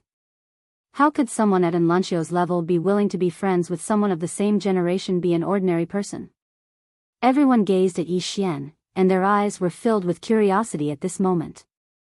Even Emo Sui-Ching had a trace of surprise in her eyes. She knew a little about Enlancio, and she knew that there were probably less than a handful of people in the imperial capital that Enlancio thought highly of. What ability does this young man possess? On the other hand, the eldest prince, Jiang Miansheng, had an extremely unsightly expression on his face. At this moment, he knew that he might have made the wrong bet. In front of Enlancio, Yi Xian smiled. Great. Right at this moment, a young man suddenly walked over to Enlancio, and he bowed deeply to her. Guishuren, this person insulted Miss Mo and publicly assaulted her. He should be severely punished. Abaddon, please uphold justice. Enlancio glanced at the man who spoke and said, Who are you? The man was delighted when he heard this, and he cupped his fists and said, I'm Li Feng from the Li clan. Greetings, Guishuren. Enlancio gazed at Yi Xian. Yi Xian remained silent. Yi Ling grew anxious and hurriedly explained, Big sister, it was they who bullied her. As she spoke, she quickly described what had happened earlier. A short moment later, Enlancio turned to gaze at Emo Sui-Ching, and the latter's expression changed slightly. The Mo clan was formidable indeed, but not to mention the Mo clan, even formidable powers like Kuraki Academy and Immortal Indulgence in didn't dare to rashly offend this person. Enlancio withdrew her gaze and said, Miss Mo, the Mo clan is a great clan. As the representative of the younger generation of the Mo clan, every single word and action of yours represents the Mo clan. It's best if you don't act so childishly in the future. What do you think? Mo Sui-Ching's expression was rather unsightly, and she didn't answer. Enlancio looked straight at Mo Sui-Ching. If you don't answer, then that means you have resentment in your heart. You can't accept it. As soon as she finished speaking, a strand of formidable concept suddenly swept out from within Enlancio. In the blink of an eye, Mo Sui-Ching instantly seemed as if she'd been pressed down by a mountain, and her figure directly bent down. Moreover, her legs were even pressed down to the point of gradually bending. The expressions of everyone in the surroundings instantly changed when they witnessed this scene. He was angry. At that moment, no one dared to speak up for Mo Sui-Ching. Under everyone's gaze, Mo Sui-Ching finally knelt on the ground. However, she clenched her fists tightly and her expression was ferocious. She was also a proud son of heaven. When had she ever been treated like this? Right at this moment, an old man suddenly appeared at the side, and the old man hurriedly bowed deeply to Enlancio. Country scholarin, my young miss is young and insensible. If she's offended you, I hope country scholarin can spare her this time out of consideration for the head of the family. Thank you very much. Enlancio withdrew her concept, and then Mo Sui-Ching instantly slumped to the ground. Enlancio glanced at Mo Sui-Ching and said indifferently, Go back and tell the Mo clan's patriarch that Brother Yi is a friend of mine. If the Mo clan is displeased by my actions today, then feel free to come look for me. If I find out that the Mo clan has hatred towards Brother Yi and his younger sister because of me, then I, Enlancio, will definitely head to the Mo clan and seek justice for them. The old man hurriedly nodded, and then he left with Mo Sui-Ching. Enlancio turned around to gaze at the eldest prince, and the latter's expression changed slightly. Enlancio said indifferently, Eldest prince, do you know that it's not easy for the kingdom of Jiang to produce a genius? You've suppressed a genius of my kingdom for your own selfish reasons. Such actions are truly short-sighted and stupid to the extreme.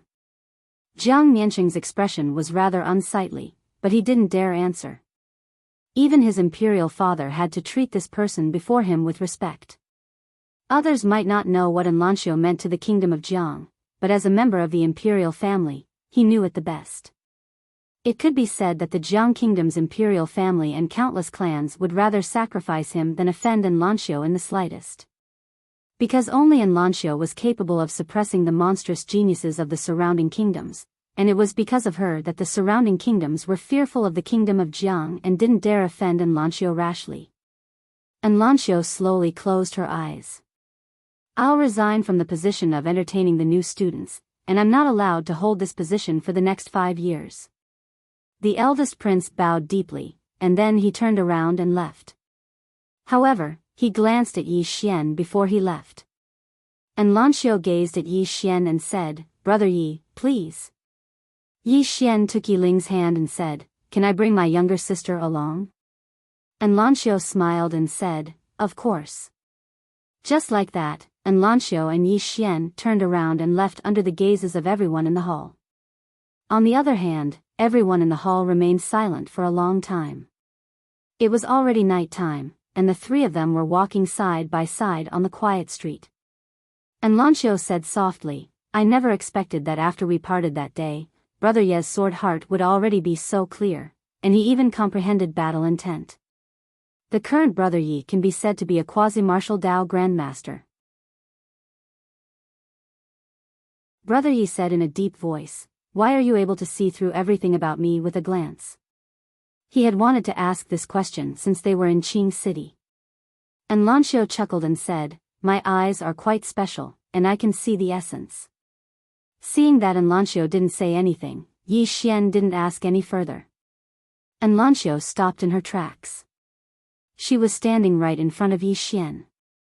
Two World City, the one who charged towards the Tang Empire's black armored cavalry and dared to block several thousand black armored cavalry alone, was it you?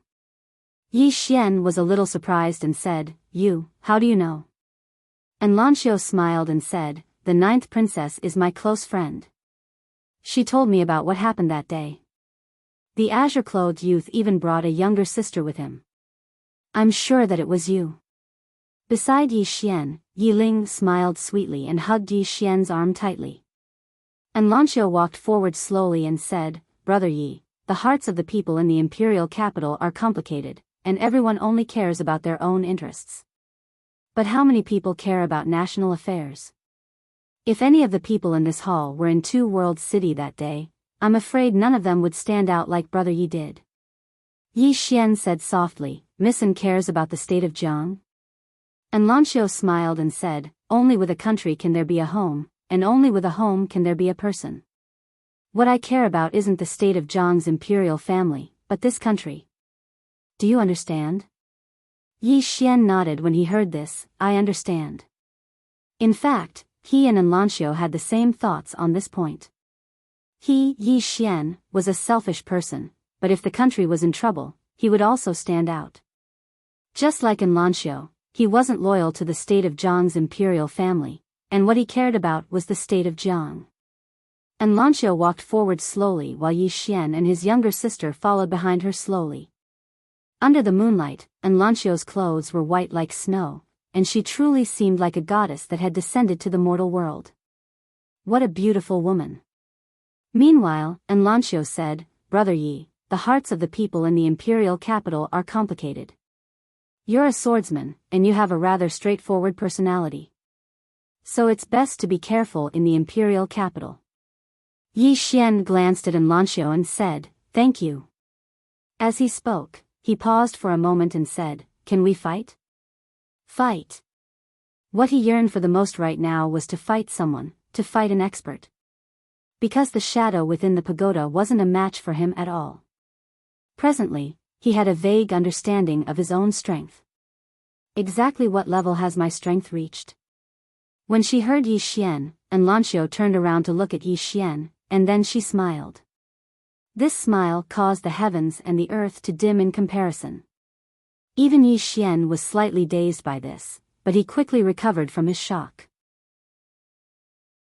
By Yi Xian's side, Yi Ling said in a light voice, "Big sister, you're really beautiful." Enlancio lightly rubbed Yi Ling's little head. Beauty is only a layer of skin. a person's strength and beauty lies in the heart. As she spoke, she looked at Yi Xian and smiled. How about we fight after you attain the Qi Resistance Realm? The Qi Resistance Realm. Yi Xian thought for a moment, and then he nodded. All right. And Lanxiu stopped moving. Brother Yi, let's bid our farewells here. Yi Xian cupped his fists towards Lanxiu. Listen, until we meet again. As soon as he finished speaking, he pulled Yi Ling along as he turned around and left. On the other hand, Yi Ling playfully waved at Lanxiu. Obviously, she really liked Lanxiu. As she watched Yi Xian and Yi Ling vanish at the end of the street, Lanxiu withdrew her gaze and continued forward. Moreover, an old man had suddenly appeared by her side. The old man spoke in a low voice. Young miss, the closer you get to him, the greater the trouble he might face. Lanxiu said in a light voice, Elder Ling, go tell them that I'll definitely not forgive anyone who dares to look for trouble with them because of me. Elder Ling laughed bitterly. Young miss, wouldn't it be fine if you don't get close to him? Lanxiu said in a light voice, you feel that he isn't worthy of becoming friends with me? Elder Ling shook his head. He comprehended battle intent at such a young age and possesses a clear sword heart. Such natural talent and fortune are already extremely rare. If young miss is just ordinary friends with him, then he barely has the qualifications. But if, when he spoke up to hear, he didn't continue. Because he noticed that his young miss was slightly special towards that young man. This wasn't a good thing. Lanxiu chuckled lightly. Elder Ling, you're afraid that I'll fall for him, right? Elder Ling laughed bitterly. My young miss is a bit too straightforward. Can't she be a bit more tactful and reserved? Lanxiu turned around and glanced at the place Yi Xian and Yi Ling had vanished. When I met him in Azure City, I rather admired his feelings towards my younger sister, and I didn't just admire him for what happened in Two World City. As she spoke, she withdrew her gaze and smiled lightly. A good man should be like this. Elder Ling's face instantly sank when he heard this. On the other hand, Lanxiu had already gone far away. Elder Ling sighed lightly on the spot. Little fellow, you better not have any stray thoughts. Otherwise, your life will be extremely bitter and even miserable. No one was clearer than him about how terrifying his young miss was. If he wanted to be together with his young miss, then identity, strength, natural talent, and background were all indispensable. As for Yi Xian, he'd already investigated clearly. He really was just an abandoned pawn of a tiny world. Just this aspect of identity alone was already worlds apart between the two of them. A moment later, Elder Ling sighed softly and followed after them. At the end of the street, Yi Xian carried Yi Ling on his back and slowly walked into the distance. Big brother, big sister and is so beautiful, Big brother, do you like big sister? Big brother, why don't you take big sister as your wife? I think big sister is a good match for you. Your big brother doesn't have anything. Do you want her to starve with me? Then do you like her? Big brother only wants you to be safe forever. Big brother. I want to be with you forever. Idiot, you still want to get married. I'm not marrying. Why? Because I'll never meet anyone who treats me better than big brother. Chapter 33. Yi Xian carried his sister back to the mansion. As soon as they arrived, Yi Ling fell asleep. After placing Yi Ling on the bed, Yi Ling had curled up into a ball and was trembling uncontrollably. Yi Xian was shocked. He quickly licked Yi Ling's blanket, but Yi Ling was still cold. Seeing this, Yi Xian panicked. As if thinking of something, he quickly took out the Heaven Fire Warm Jade hanging on Yi Ling's neck. When he saw the Heaven Fire Warm Jade, he was stunned. There was a faint layer of frost on the surface of the Heaven Fire Warm Jade. Senior? Yi Xian shouted in his heart, Senior, bring the jade in. The mysterious woman's voice suddenly rang out. Yi Xian quickly brought the heaven fire warm jade into the prison pagoda. After a while, the heaven fire warm jade appeared in Yi Xian's hand again. At this time, the heaven fire warm jade had returned to its original appearance. Yi Xian quickly hung the heaven fire warm jade on Yi Ling's neck. Gradually, Yi Ling's complexion improved. Seeing this, Yi Xian heaved a sigh of relief. At this time, the mysterious woman's voice suddenly rang out. 99% of the jade's spiritual power and source have disappeared. It will last for about a day at most. After that, it will become a useless stone. You should plan ahead. Useless stone. Yi Xian's expression gradually turned serious. If the heaven fire warm jade lost its effect, how could his sister withstand the cold qi? After a while, Yi Xian left the room. Outside the door, looking at the bright moon in the night sky, Yi Xian clenched his fists tightly. Tomorrow was the day of recruitment for Kuraki College. Kuraki College. This was the largest college in Jiang country. Once he joined Kuraki College, he could seek medical treatment for his sister. And his sister would not have to suffer from the pain of her illness. At this moment, Lu Xiaoran arrived at the courtyard. Lu Xiaoran smiled bitterly. Little friend Yi, I'm sorry about tonight. Yi Xian shook his head. This has nothing to do with Senior Lu.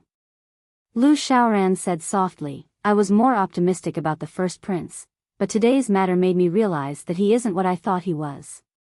Sigh, these descendants of the imperial family really know how to put on a show. Yi Xian hesitated for a moment before he said, Senior Lu, forgive me for being frank, but isn't it too early for you to choose a side now? Moreover, I'm afraid that person above us isn't willing to see you choose a side now. Lu Xiaoran smiled bitterly. Of course I know. However, if I don't choose a side now, I'm afraid it will be too late in the future. Yi Xian shook his head. With all due respect, Senior Lu only needs to pledge loyalty to His Majesty. As long as His Majesty doesn't die, nothing will happen to Senior Lu and the Lu family. Lu Xiaoran nodded. I'm thinking the same thing. Our Lu family doesn't want to be involved in the battle for the crown prince position. In the entire Jiang country, the best way to stand out was to enter Kuraki Academy. Entering Kuraki Academy could be said to be like a carp leaping through the dragon's gate. Therefore, every time Kuraki Academy recruited students, geniuses from all over the Jiang country would rush over. When these geniuses came, their families would naturally accompany them. Therefore, the imperial city was bustling. In fact, what Yi Xian did not know about Dao Yi was that without Lu Xiaoran, he and his sister would not even be able to find a place to stay in the imperial city. This was because the inns in the imperial city had basically been booked a month ago. Today, Yi Ling was unusually happy because Yi Xian would be joining Kuraki Academy today. Once Yi Xian joined Kuraki Academy, Yi Xian would no longer be alone. He would have someone to rely on, and he would also have a good future. At that time, even if her illness could not be cured, she could be at ease. Thinking up to this point, Yi Ling tilted her head and glanced at Yi Xian. She held Yi Xian's hand tightly. If it was possible, she also wanted to live because her brother had been living too tirelessly ever since their mother left them. She was not afraid of death, but she was afraid that her brother would be lonely after she died. More and more people gathered on the streets, and all of them were heading in the same direction. Kuraki Academy. In the north of the imperial city, there was a huge mountain called Sung Mountain. It was nearly 3,000 meters tall, and one could overlook the entire imperial city from the waist of the mountain. And on this Sung Mountain was Kuraki Academy. On the way, Lu Xiaoran said with a smile, Kuraki Academy has a long history. In this part of the world, the dynasties have changed countless times, but Kuraki Academy has always existed. Like the Drunken Immortal restaurant, they are two true giants. Yi Xian said in a deep voice, Are there also Kuraki Academies in other countries? Lu Xiaoran nodded, Of course there are. It is said that the headquarters of Kuraki Academy is located in the central continent, but that is a very far place. Saying that, he shook his head with a smile, and then looked at Yi Xian. Little friend Yi, if you have the opportunity in the future, you should leave the country of Jiang, leave the Qing province, and see the wider world outside. Only then will you not have come to this world in vain. Yi Xian said with a smile, it's too far away. The most important thing is to take care of the present. Lu Xiaoran laughed, of course. Soon, the group arrived at the foot of Tsang Mountain. Standing at the foot of Tsang Mountain and looking up, a feeling of insignificance involuntarily arose in their hearts. At this time, there was a sea of people at the foot of Tsang Mountain. Obviously, these people had come to participate in the recruitment of Kuraki Academy. And Yi Xian was also a little surprised, because these people before him were at least in the Qi-controlling realm, and they were all very young. As if knowing what Yi Xian was thinking, Lu Xiaoran said with a smile, don't be surprised, all the geniuses of the country of Jiang are here. Think about it, out of a population of tens of millions, only these geniuses are here. Are there many? Yi Xian nodded. Enchanting, an 18-year-old in the Qi-controlling realm, was definitely a super genius. However, Qingqing was only a small city. If placed in some big cities, they might only be considered ordinary geniuses. And if placed in the whole country of Jiang, they might only be considered ordinary. At this time, an immortal crane flew down from the sky, and on the back of the crane sat an old man. Soon, the immortal crane arrived above the crowd, and the old man looked down. This old man is the outer dean of Kuraki Academy, Tsang Li, and he is in charge of today's recruitment. Today's recruitment is limited to 20 people, and there will be a total of 3 rounds. If there are more than 20 people who pass the 3 rounds, then these 20 people will compete with each other, and the winner will stay. 20. The crowd was in an uproar when they heard this voice. There were at least 1,000 people here, and only 20 meant that 99% of them would be eliminated. Yi Xian's expression turned serious as well. Only 20 meant that the competition would be extremely brutal. The old man's voice resounded once more in the sky. The first round is to ascend the mountain. Those who are unable to ascend the mountain on foot will be eliminated immediately. Ascend the mountain? Yi Xian was stunned, and then he looked at Lu Xiaoran. It's that simple? Lu Xiaoran shook his head. That's not simple. This ascent is suppressed by a formation, and the objective of this round is to eliminate those with unstable realms. Even though most people have attained the Qi-controlling realm, many of them are not at that realm. Yi Xian nodded, and then he looked at Lu Ming. Senior, little Ming doesn't seem to have attained the Qi-controlling realm. Lu Xiaoran smiled bitterly. Of course he hasn't, and he's only entering Kuraki Academy as a special student. Special student? Yi Xian was puzzled. What do you mean? Lu Xiaoran looked embarrassed. Actually, it's just a degree bought with money, but it's not an official student. It's just a low-level class. There will be teachers in this class, but they're much worse than official students.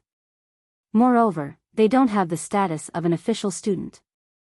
Beside him, Lu Ming was a little dissatisfied. Big brother, Dad, at least leave me some face. Hearing this, Lu Xiaoran was infuriated and said angrily, face my ass. If you had worked hard, would your father have begged someone to get you a degree? Lu Ming curled his lips, not daring to talk back. Yi Xian and his sister looked at each other and smiled. At this moment, Lu Xiaoran suddenly said, little friend Yi, let's go to the starting point. Yi Xian nodded. Just like that, the group arrived at a Shao Dao at the foot of Tsang Mountain. Beside the Shao Dao, there was a wooden stake, and on the wooden stake, there was a man who had been dead for God knows how long. At the scene, everyone pointed at the man and discussed animatedly. Yi Xian glanced at the man, then turned to look at Lu Xiaoran. Senior, this is? Lu Xiaoran said in a deep voice, a student of Blue Waves Academy. Blue Waves Academy. Yi Xian was stunned, then said, is he also from our imperial capital? Lu Xiaoran nodded. It's normal that you haven't heard of it. Now, in the country of Jiang, everyone knows of Karaki Academy, but very few people know of Blue Waves Academy. In fact, in the previous dynasty, Blue Waves Academy and Karaki Academy were equally famous, but for some unknown reason, these two academies became mortal enemies.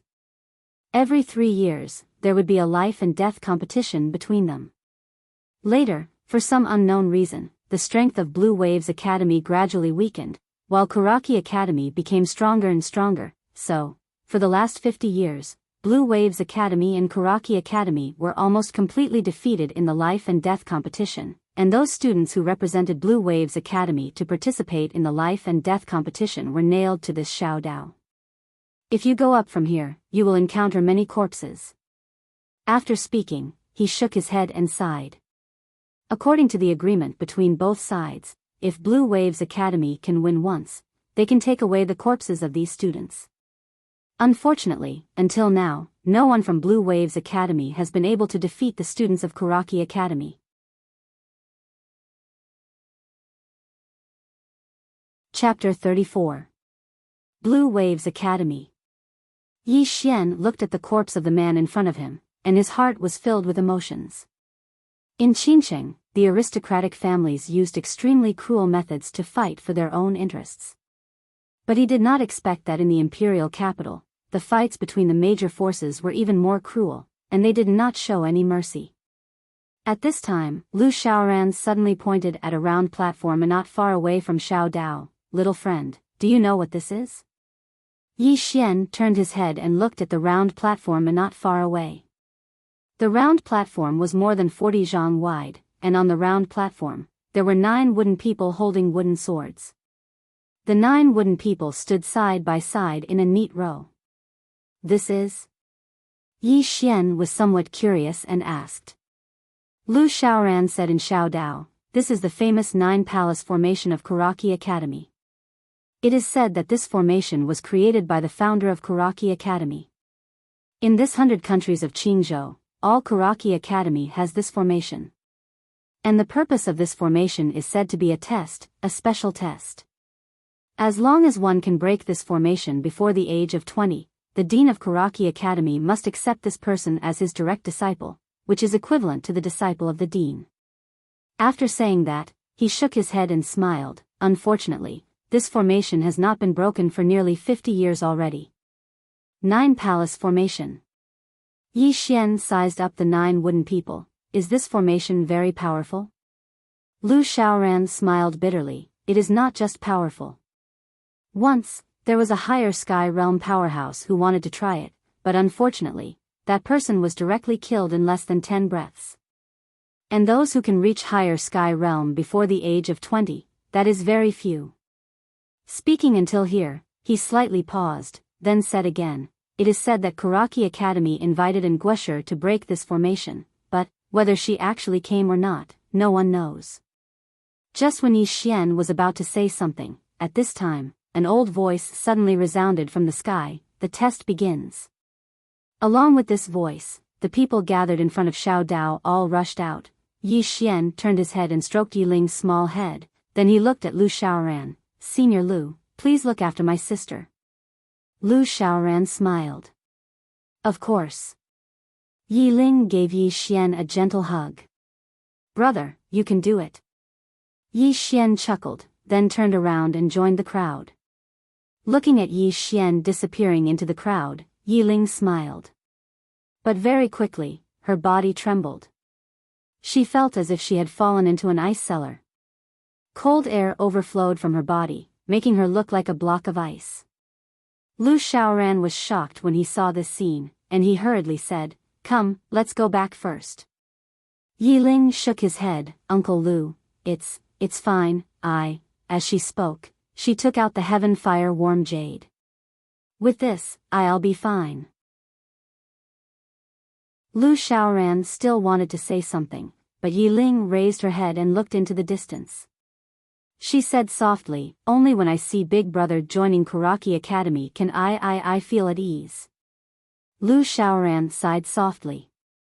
He patted Lu Ming lightly and said, "Go get Sister Ling 2 long furs. Be quick." Little fatty Lu Ming hurriedly nodded, then turned around and ran. In the distance, Yi Xian had already disappeared into the crowd. Like everyone else, Yi Xian was quite excited. Because Kuraki Academy was right in front of him. Once he joined Kuraki Academy, there would be hope for his sister's illness. In the crowd, Yi Xian raised his head and looked at the waist of the mountain. He took a deep breath and said, "Let's do it. For my sister and for myself." After saying that, he quickened his pace. In the beginning, the crowd was very fast. But after walking for around 5 kilometers, almost 90% of them slowed down. Moreover, they were getting slower and slower. This was because as they walked, an invisible pressure suddenly appeared on their bodies. With every step they took, this pressure would increase by a bit. Therefore, after the people at the front had walked for around 10 kilometers, some people behind them were gradually being eliminated. However, the speed of the people at the front was still very fast. Obviously, there were people who were very weak, but there were also people who were very strong. Yi Xian walked at a moderate pace. As for the invisible pressure, it didn't affect him at all. Because his bones and flesh were now so strong that even a levitation realm cultivator might not be able to compete with him. Hidden realm. At this time, the advantage and strength of his hidden realm could be seen. Time passed by slowly. The higher they walked, the fewer people there were. After 2 hours, there were less than 100 people who were still walking. And most of them were walking with great difficulty. However, there were still a few who stood out. One of them was a man in embroidered robes.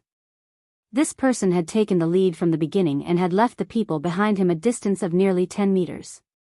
At the beginning, everyone thought that he would slow down. However, what they didn't expect was that even until now, this person's speed was still extremely fast. Not far behind the man in embroidered robes was a man in a luxurious robe and a man with a long knife at his waist. The two men were nearly 10 meters away from the man in embroidered robes. Both of them stared at the man in embroidered robes in the distance. Although their speed was slightly slower than before, it was still steady and they didn't feel tired.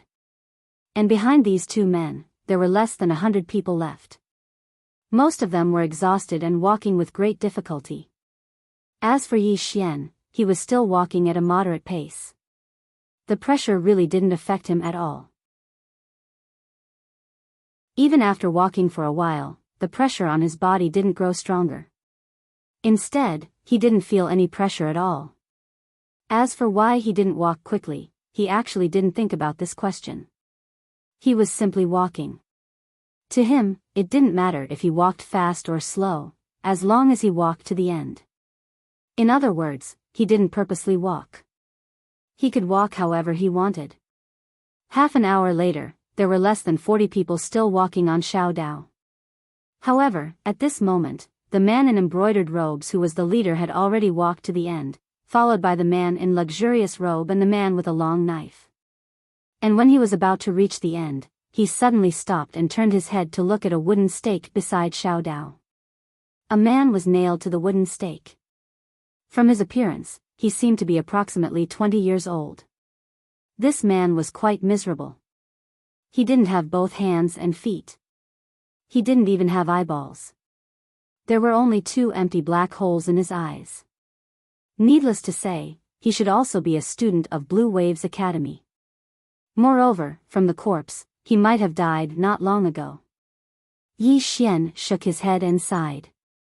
Needless to say, Blue Waves Academy and Kuraki Academy should have a blood feud. Without stopping, Yi Xian quickly walked to the end. After all 42 people reached the end, a red-crowned crane flew above everyone's head. On the red-crowned crane, Zhang Zhong looked down at everyone. Finally, his gaze fell on Yi Xian. When he saw Yi Xian, his gaze became quite ice-cold. Seeing this scene, Yi Xian frowned because he could already feel the hostility of the other party. Merely, he didn't understand. He didn't have any grudges with the other party. In fact, they hadn't even met before, so why did the other party have a grudge against him? You come out. On the back of the red-crowned crane, Zhang Zhong looked down at Yi Xian. His voice was ice-cold and didn't contain a trace of emotion. Yi Xian glanced at Zhang Zhong and walked out of the crowd. Zhang Zhong looked down at Yi Xian and said, "My Kuraki Academy's minimum requirement is to reach Qi-controlling realm before the age of 18. And you haven't reached Qi-controlling realm, right? Haven't reached Qi-controlling realm." As soon as these words were spoken, everyone was stunned. Very quickly, everyone looked at Yi Xian. After all, Kuraki Academy's minimum requirement was to reach Qi-controlling realm before the age of 18. But Yi Xian hadn't reached Qi-controlling realm. To be more serious, he was lying. Yi Xian said in a low voice, "Elder Tsang, even though I haven't reached Qi-controlling realm, I have passed the first test." So what? On the back of the red-crowned crane, Zhang Zhong said coldly, "My Kuraki Academy's rule states that those who haven't reached Qi-controlling realm before the age of 18 cannot participate in the test. Even if you pass the first test, it's meaningless. Therefore, I declare that you don't have the right to participate in the test. According to the rules, you should be punished with 100 beatings and immediately kicked off Tsang Mountain." As soon as Zhang Zhong's voice fell, 2 levitation realm experts arrived before Yi Xian. At this moment, Yi Xian suddenly looked straight at Zhang Zhong. "Elder Tsang, you and I have never met before. But this is the first time we have met, yet you are targeting me. I have offended you before." He wasn't stupid, he naturally knew that the elder in front of him was targeting him. Zhang Zhong's lips curled into a mocking smile. "Targeting you? If you knew it would be like this, why did you do it in the first place?" "Zhang Zhong." Yi Xian narrowed his eyes slightly. He suddenly recalled something. At the banquet last night, he had beaten up a man, and that man was called Zhang Qi. At this moment, after taking a closer look, he discovered that this elder Zhang Zhong had a stamped badge on his chest. Zhang Qi also had the same badge on his chest that day. This kind of badge was usually a family badge, and it was also a symbol of status. Without a doubt, this person in front of him was Zhang Qi's elder. Just as Yi Xian was about to speak, a man suddenly stood up. "Yi Xian, you really are stupid." Yi Xian turned his head to look at the man. He looked quite familiar. It didn't take long for Chen Shi to remember. It was the man who'd stood up for Amo Sui Qing at the banquet that day, and he was called Li Feng. Li Feng laughed coldly. "Do you think you can look down on everyone just because you have the protection of Enguisher? Today, I'll allow you to witness the strength of all of us." As he spoke, he bowed slightly to Zhang Zhong, who stood in midair. "Elder Tsang, this person hasn't attained the Qi-controlling realm, yet he intends to participate in the exam this time. His actions are clearly disrespecting Kuraki Academy, and for the sake of the Academy's dignity, I hope Elder Tsang can punish him severely." As soon as Li Feng finished speaking, another 8 men by Yi Xian's side stood forward, and then they bowed deeply and spoke in unison. "Elder Zhang Zhong, please punish him severely." Zhang Zhong laughed coldly. "Right, the old man actually forgot about this. Drag him away and beat him to death as a warning to others." Those 2 Void Realm experts were about to attack when Yi Xian suddenly withdrew a jade pendant, and he looked Zhang Zhong in the eyes and said, "This is Enguisher's jade pendant. I was recommended to Kuraki Academy by her." Everyone present was shocked and they heard this. Enguisher's recommendation. That's a huge amount. Even the man in embroidered clothes who'd taken the lead couldn't help but glance at Yi Xian with slight curiosity in his eyes. Enguisher was the idol of everyone in the state of Zhang's younger generation. In midair, Zhang Zhong's expression was extremely unsightly. He hadn't expected that Yi Xian would actually possess Enlunchio's jade pendant. "I have to give face to Enguisher." Li Feng became anxious when he saw Zhang Zhong remain silent, and he didn't even think before pointing at Yi Xian angrily. "How dare you? You're just a piece of trash at the Qi transformation realm. How could you possibly be recommended by Enguisher? This jade pendant is definitely fake." Right at this moment, Yi Xian suddenly vanished on the spot, and when he reappeared, he was already in front of Li Feng. Under everyone's gazes, Yi Xian directly slapped Li Feng's face, Motherf ***, slap. Li Feng was sent flying by this slap. Everyone was stunned. P.S. Thank you for the donations and monthly votes from my friends yesterday. I saw it and remembered it all. I'm truly grateful.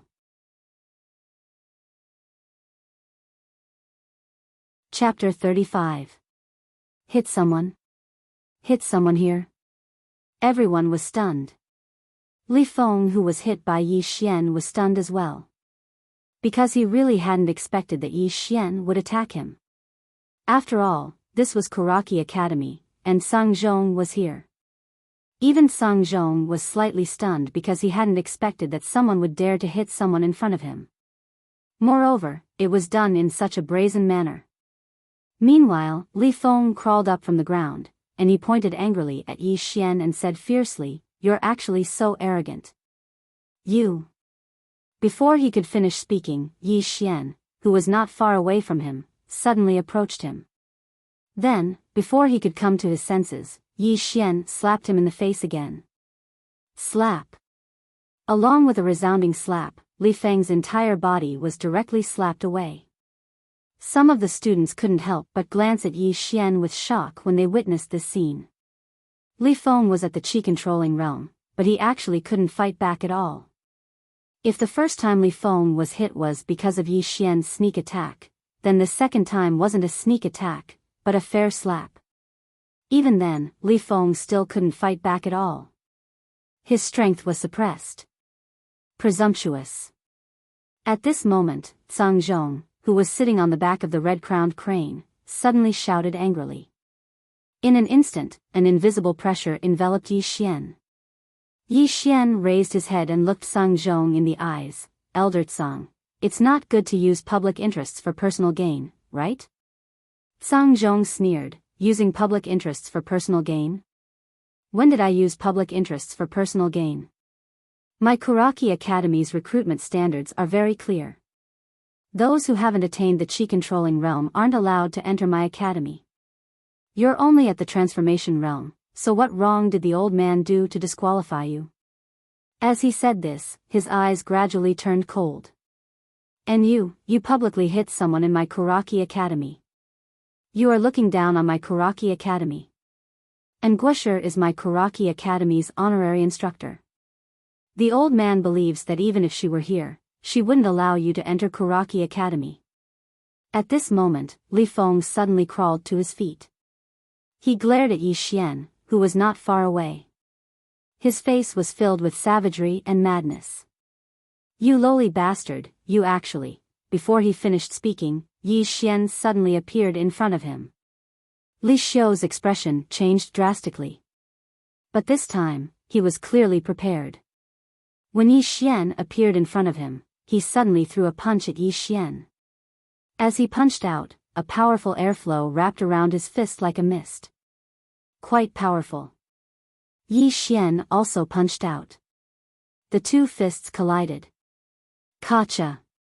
Along with the sound of bones breaking, Li Feng was blasted over 10 m away. As soon as he fell to the ground, he started howling madly. The bones in his entire right arm had been completely shattered. Yi Xian glanced coldly at Li Feng, who was howling incessantly. "I'll fucking beat you to death if you say another word." As soon as he finished speaking, he raised his head to look at Sang Zhong. The latter's expression was icy cold, and his eyes were filled with undisguised killing intent. "You acted violently in front of the old man today, and you completely disregard Kuraki Academy. Even an Guesher can't protect you. Guards! Take him away and kill him on the spot." As soon as he finished speaking, two experts at the side were about to attack. Yi Xian looked Sang Zhong in the eyes. "Even though I haven't attained the Qi resistance realm, Elder Tsang has noticed that I possess the strength of a Qi resistance realm expert." Sang Zhong ridiculed. "Who cares if you possess the strength of a Qi resistance realm expert? The old man only knows that you haven't attained the Qi resistance realm. Since you haven't attained the Qi resistance realm, then you aren't qualified to participate in my Karaki Academy's recruitment test. As he spoke, he lightly waved his right hand. Take him down and kill him on the spot. When they heard Song Zhong, the two Void Realm experts before Yi Xian charged directly at Yi Xian. Both of them possessed extremely formidable strengths. At the moment they attacked, Yi Xian felt a strand of invisible pressure. Yi Xian's expression instantly sank when he saw them attack. He knew that the matter couldn't be resolved peacefully. Since it was impossible to resolve peacefully, then he had to fight. When he thought up to here, a wisp of a savage expression arose on the corners of Yi Xian's mouth, and he suddenly stomped his right foot. Bang! The ground exploded apart and a strand of formidable pressure swept out from within Yi Xian, causing the two Void Realm experts to be blasted back by over 10 m. A Qi Transformation Realm expert blasted two Void Realm experts back. Everyone present here was instantly extremely shocked and they witnessed this scene, or it should be said that they felt disbelief. After all, there was a gap of 2 realms between them. A trace of disbelief could be seen in Song Zhong's eyes as well. He was slightly surprised that Yi Xian was able to completely crush Li Feng, but he wasn't very shocked. After all, even Song Qi had lost at Yi Xian's hands. However, both of them were at the Void Realm. Even though they hadn't utilized their full strength at the beginning, it wasn't something that a Qi Transformation Realm expert could go against. Song Zhong stared fixedly at Yi Xian. At this moment, he naturally understood that this young man before him was absolutely not an ordinary young man, and it could even be said to be a genius, a rare genius. When he thought up to here, Song Zhong was slightly hesitant. Because he was slightly fearful. If he really expelled a genius from Karaki Academy, then the consequences would definitely be extremely severe. After all, he was only a tiny elder. However, enmity had already been formed, and if Yi Xian was allowed to enter Karaki Academy, then Yi Xian would definitely take revenge in the future. The revenge of a genius. When he thought up to here, his gaze gradually turned icy cold. A genius? Karaki Academy never lacked geniuses. I can't leave any future troubles. Song Zhong slowly clenched his right fist. In an instant, a powerful airflow suddenly appeared around Yi Xian, and as soon as this airflow appeared, Yi Xian suddenly noticed that his entire body had started to tense up. Yi Xian was shocked in his heart. Song Zhong wasn't a Void Realm expert at all, but an expert above the Void Realm. He couldn't be defeated by force. When he thought up to here, Yi Xian suddenly clenched his right fist tightly, and then he smashed it forward. Bang!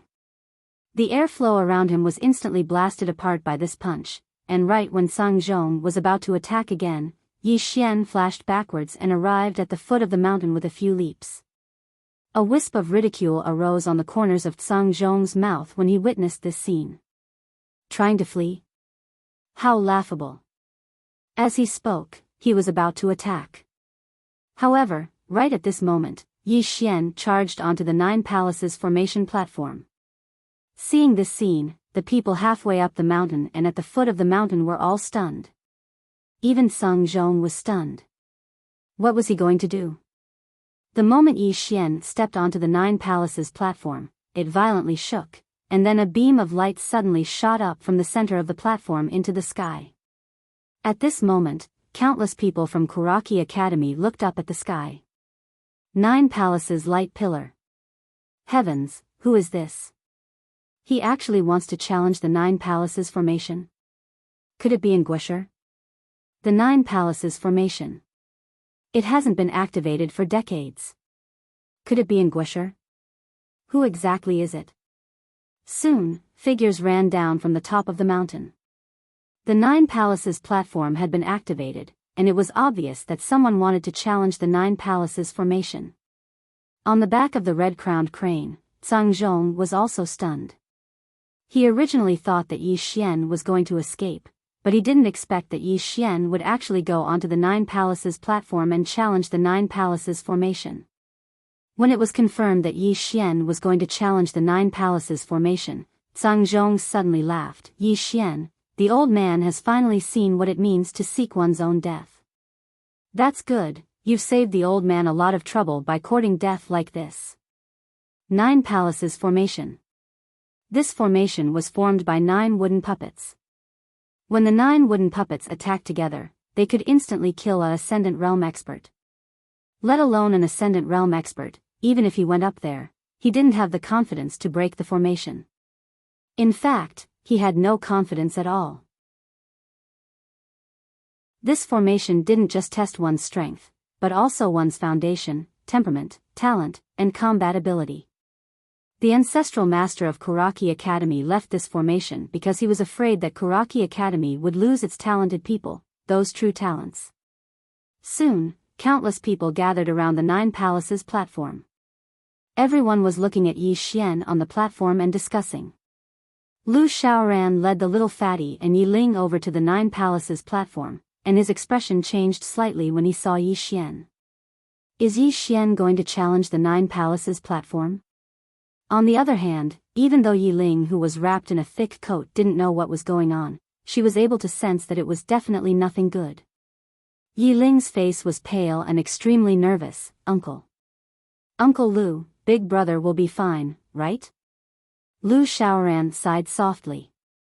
He glanced at Yi Ling and hesitated for a moment before he said, "Don't worry, he'll be fine." As he spoke, he raised his head and gazed at Yi Xian, but there was a trace of worry in his eyes. The 9 Palaces Formation.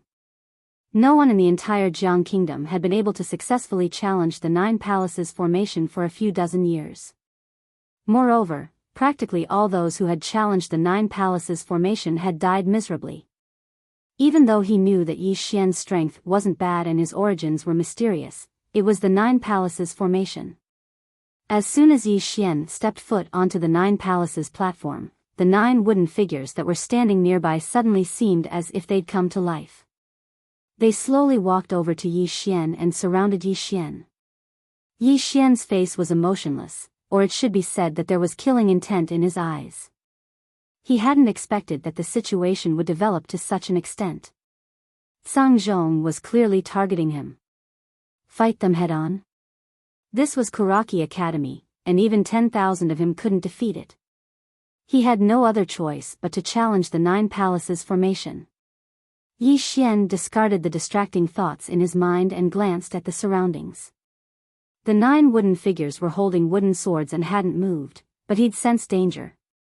Yi Xian naturally didn't dare act carelessly, and his entire body was on guard. At this moment, one of the wooden figures in front of him suddenly drew its sword, and this sword was aimed straight at the space between Yi Xian's eyebrows. The moment the first wooden figure drew its sword, the crowd was in an uproar. "How is this possible?" someone exclaimed. "The speed of this wooden figure's sword is so fast. Could it be that these 9 wooden figures are all swordsmen? 9 chi-controlling realm sword cultivators. I'm afraid even a levitation realm powerhouse can be killed instantly." On the back of the crane, Zhang Zhong was also a little shocked. He knew that these wooden figures weren't simple, but he didn't expect them to be existences like swordsmen. After all, the 9 Palaces platform hadn't been activated for a very long time. In the blink of an eye, Zhang Zhong smiled. Although these wooden figures were only at the chi-controlling realm, if they were swordsmen, then their terror could no longer be measured by the realm alone. 9 chi-controlling realm swordsman experts, coupled with the support of the formation, were almost invincible in the chi-controlling realm, even in the levitation realm. In the entire younger generation of Jiang country, perhaps only existences at the level of Anguisher could give it a try. As for Yi Xian? Zhang Zhong looked at Yi Xian and sneered. "Yi Xian, if you want to be in the limelight, if you want to make a name for yourself, why don't you take a look at yourself first?" On the 9 Palaces platform, when the first wooden figure drew its sword, Yi Xian's first impression was fast, accurate, and ruthless. However, he was a little surprised, because although this sword was fast, it was very weak. He didn't know why he felt this way, he just felt that it was very weak. In this way, under the gaze of countless people, the wooden sword directly stabbed into Yi Xian's chest. Yi Xian didn't dodge. Everyone was stunned. In the blink of an eye, under everyone's astonished gaze, the wooden sword trembled violently, then turned into a glimmer of light and sank into Yi Xian's body. Almost at the same time, the Lingxiao sword in his body trembled, as if something had happened. Around him, the wooden swords of the remaining 8 wooden figures also arrived in front of Yi Xian. Similarly, he didn't dodge. The moment these wooden swords came into contact with him, they completely disappeared without a trace. Not only the people around him, but even Yi Xian himself was stunned. "Senior? What's going on? Did you make a move?" After a moment of silence, the mysterious woman's voice sounded. "You cultivate the invincible sword body technique, you can devour swords that are weaker than the spiritual sword in your body. Do you understand?" Just as Yi Xian was about to speak, at this moment, Sang Zhong suddenly shouted angrily. "You cheated."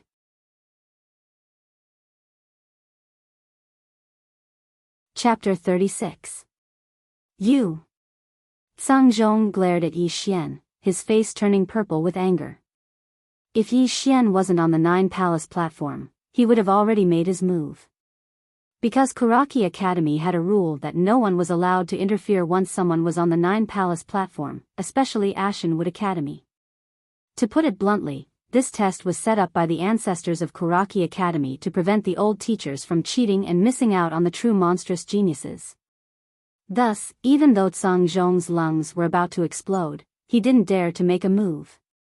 On the 9 Palace platform, Yi Xian didn't pay attention to Sang Zhong. Instead, he scanned the surroundings and saw that the wooden puppets weren't moving anymore. He thought for a moment and said, "Now, I pass, right?" Pass. Below the 9 Palace platform, Sang Zhong sneered, "You cheated and destroyed the wooden puppet swords, and you call that passing?" "You." Yi Xian looked coldly at Sang Zhong and interrupted him, "Cheating? Do you have proof?" Sang Zhong said angrily, "Proof? You're just a Qi transformation realm cultivator, how could you make those wooden swords disappear in an instant? And you still say you didn't cheat?"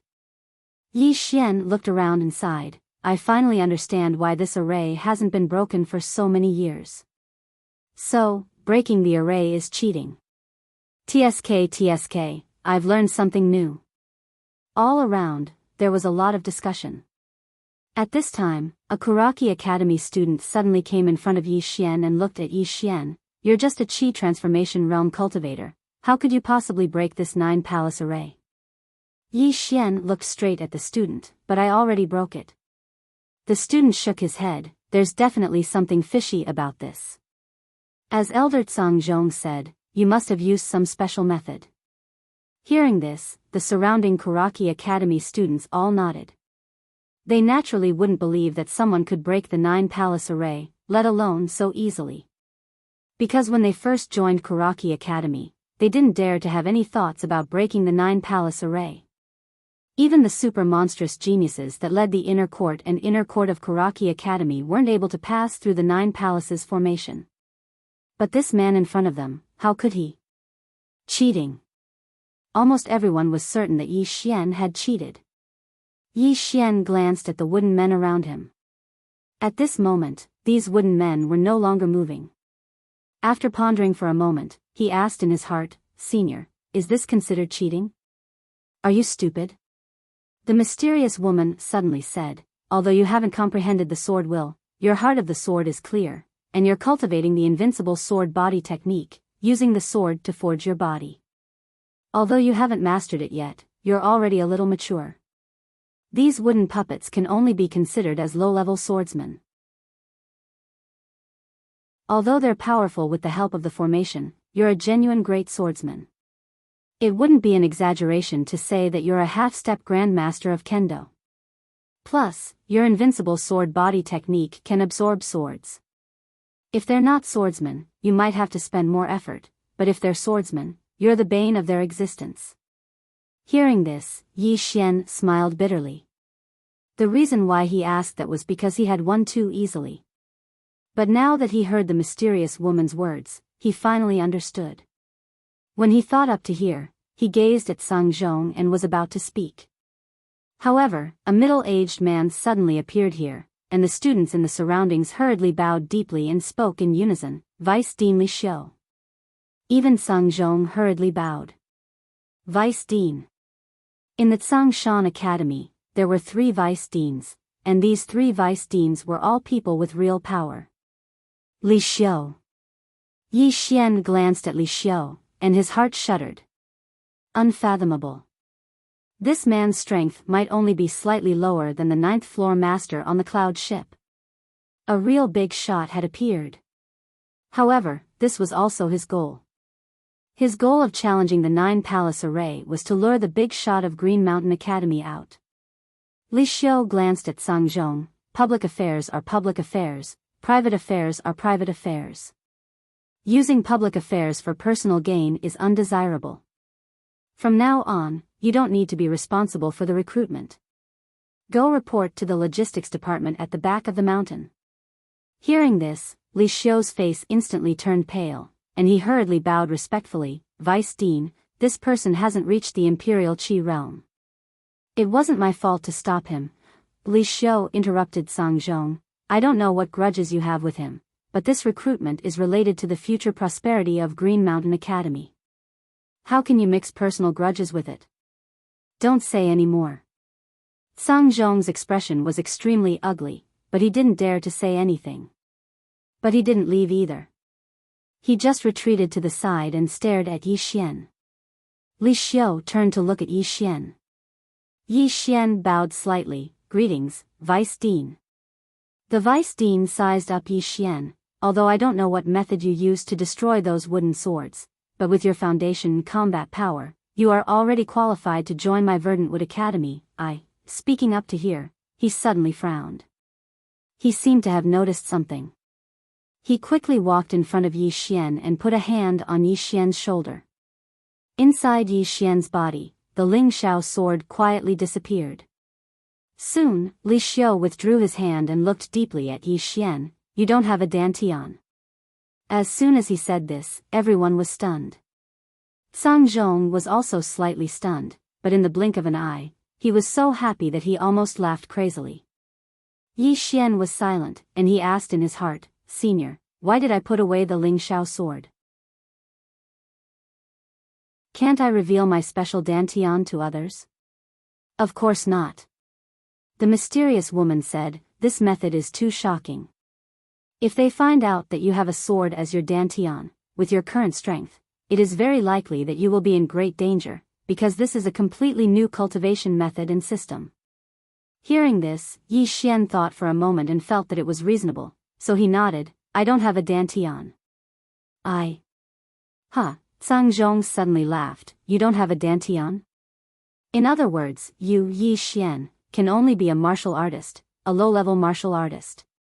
What qualifications do you have to join my Green Mountain Academy? Yi Xian ignored Sung Zhong and looked at Li Xiu in front of him.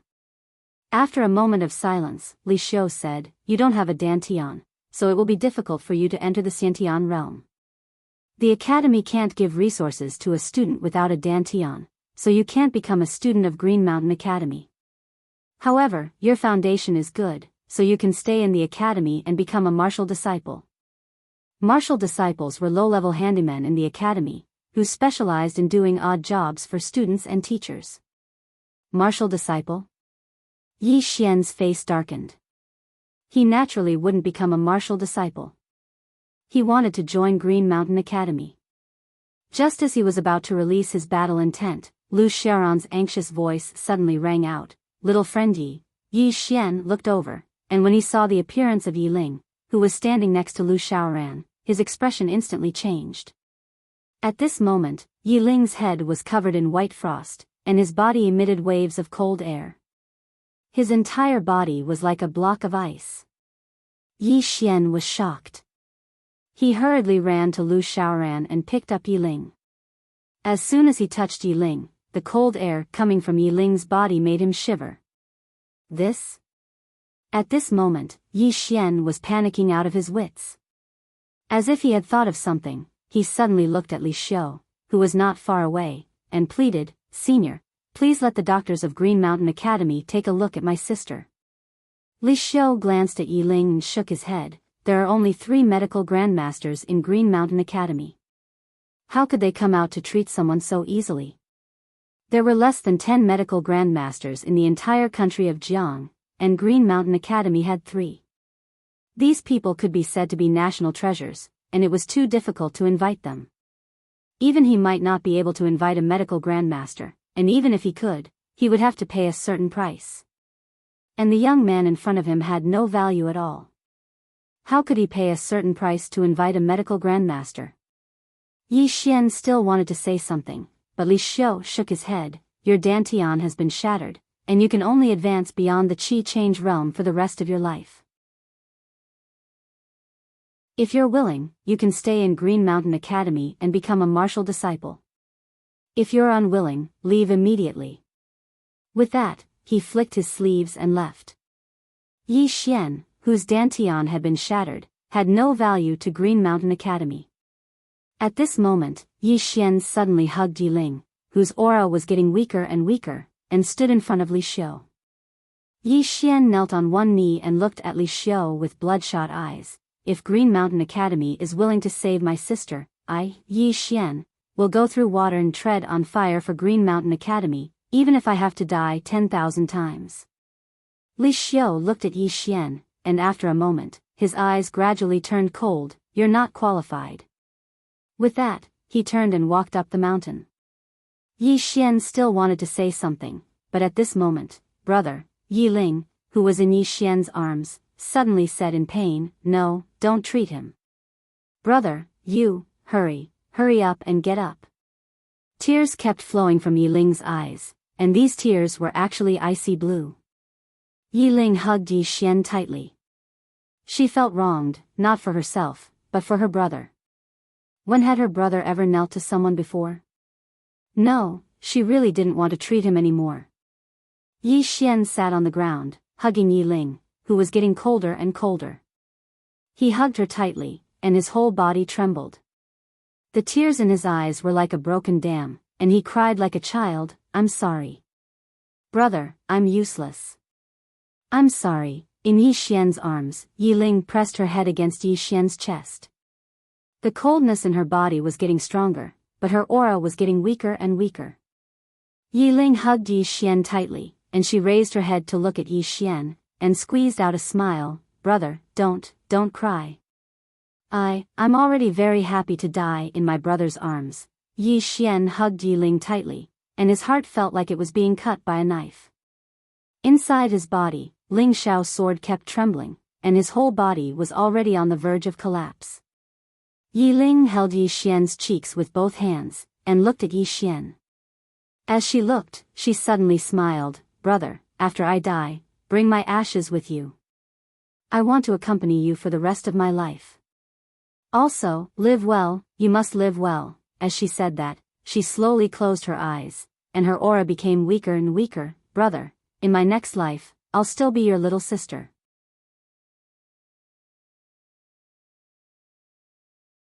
Chapter 37. Yi Ling's breath became weaker and weaker until it was almost undetectable. Yi Xian hugged Yi Ling tightly as his body trembled uncontrollably. At the corner of his mouth, blood continuously flowed out. All around, countless people stared at the pair of brother and sister. Looking at Yi Xian and his sister, Lu Xiaoran's expression was complicated. He didn't expect things to turn out this way. He didn't expect that Yi Xian didn't have a dantian. Without a dantian, it meant that he would never be able to condense qi for the rest of his life. At this moment, Cang Zhong suddenly sneered, someone come, chase this pair of brother and sister down Song Mountain. Just as several experts rushed towards Yi Xian and his sister, an old man quietly appeared in front of Yi Xian. The old man's hair was unkempt, his clothes were tattered, and his body exuded a pungent smell of alcohol. Seeing the sudden appearance of this old man, Cang Zhong frowned because he didn't know how this old man appeared. The strong men who had been dashing toward Yi Xian and his younger sister also stopped.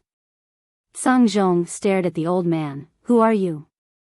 The old man didn't answer Cang Zhong, but looked at Yi Xian and his sister. He sized up Yi Ling and said, I can save her. Hearing this, Yi Xian suddenly raised his head. The old man looked straight at Yi Xian. Are you willing to enter my Canglan Academy? Canglan Academy? The crowd was in an uproar. This was Canglan Academy's mortal enemy. No, the current Canglan Academy was no longer qualified to beat Canglan Academy's opponent. Cang Zhong stared at the old man. You are from Canglan Academy. The old man ignored Cang Zhong and only looked at Yi Xian. Yi Xian stared straight at the old man. As long as you can save my sister, I, Yi Xian, will not let down Canglan Academy. The old man pointed at Cang Shan with his right hand. From the foot of the mountain, there are a total of 36 corpses of Canglan Academy's students. Every one of them died miserably. In the future, you may become one of them. Yi Xian looked straight at the old man. As long as you can save my sister, I, Yi Xian, will have no regrets even if I become one of them. The old man looked at Yi Xian for a long time. Did you bring back the corpses hanging on the Shao Dao in Song Mountain? Yi Xian looked straight at the old man. If you can save my sister, in this life, I will do everything in my power. The old man took a deep look at Yi Xian. From now on, you are a student of my Canglan Academy. After saying that, he squatted down and placed one hand on Yi Ling's pulse. After a moment, he took a deep look at Yi Ling without saying anything. His thumb gently touched a pitch-black ring on his index finger. In the blink of an eye, a tiny flame lotus appeared in his palm.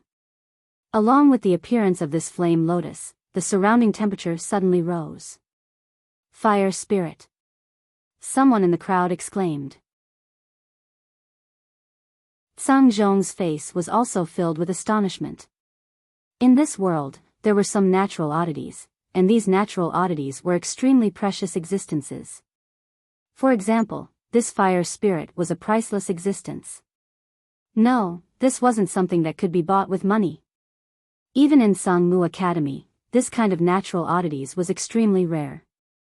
Under everyone's gaze, the old man flicked his finger and the fire spirit directly entered between Yi Ling's eyebrows.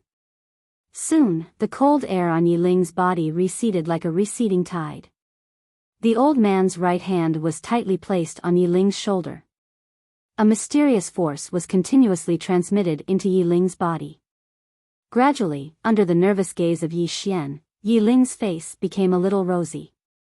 Yi Xian was overjoyed when he witnessed this scene. After around 15 minutes, Yi Ling slowly opened her eyes. Yi Xian hurriedly grabbed Yi Ling's hand and spoke in a trembling voice. How is it? Yi Ling glanced at the surroundings in a daze. In the end, she looked at Yi Xian, and tears flowed down her face. Big brother, I'm not dead yet? Yi Xian smiled, but his face was covered in tears. Meanwhile, a tiny flame suddenly condensed between Yi Ling's eyebrows. The old man said, the fire spirit has temporarily suppressed the cold air within her body. But according to my estimation, it can only suppress it for a month at most. After a month, the fire spirit will vanish. Yi Xian pulled his younger sister, Yi Ling, up, and Yi Ling bowed deeply to the old man. Yi Xian said, I, Yi Xian, will remember this kindness for the rest of my life. The old man nodded slightly. Come back to Canglan Academy with me. Yi Xian nodded. All right. The three of them were about to leave when Cang Zhong suddenly ridiculed. How laughable. The Canglan Academy has actually fallen to the point of picking up the trash that my Kuraki Academy doesn't want. Oh, it's understandable. After all, who would join Canglan Academy now? The old man glanced at Cang Zhong, but he didn't speak and just ignored Cang Zhong. Just like that, under the gaze of countless people, the old man left with Yi Xian and his younger sister. Cang Zhong laughed without the slightest restraint behind the old man. How laughable. How laughable. The Canglan Academy has fallen to the point of picking up the trash that my Kuraki Academy doesn't want. Ha ha ha. Right at this moment, a white figure suddenly flashed over from afar, and everyone here was stunned when they saw this white figure. It's Nguesher. Someone spoke these words, and the surroundings instantly seethed with excitement. Enrich. He was the representative of the younger generation of the Jiang Kingdom, and he could be said to be the idol of everyone in the younger generation of the Jiang Kingdom. Countless people gazed at the white figure with burning gazes, and their eyes were filled with admiration and respect. Because Enrich was the pride of the entire Jiang Kingdom. She was outstanding to the point others couldn't feel envious of her. Everyone watched as Enrich stopped before the old man and Yi Xian, and then her gaze descended onto Yi Xian. "I'm sorry." Yi Xian shook his head. "It's none of your business." Enrich stretched out her right hand. The jade pendant. Yi Xian hesitated for a moment before he said, "I'll keep it." Enrich looked Yi Xian in the eyes. "Why?" Yi Xian met her gaze.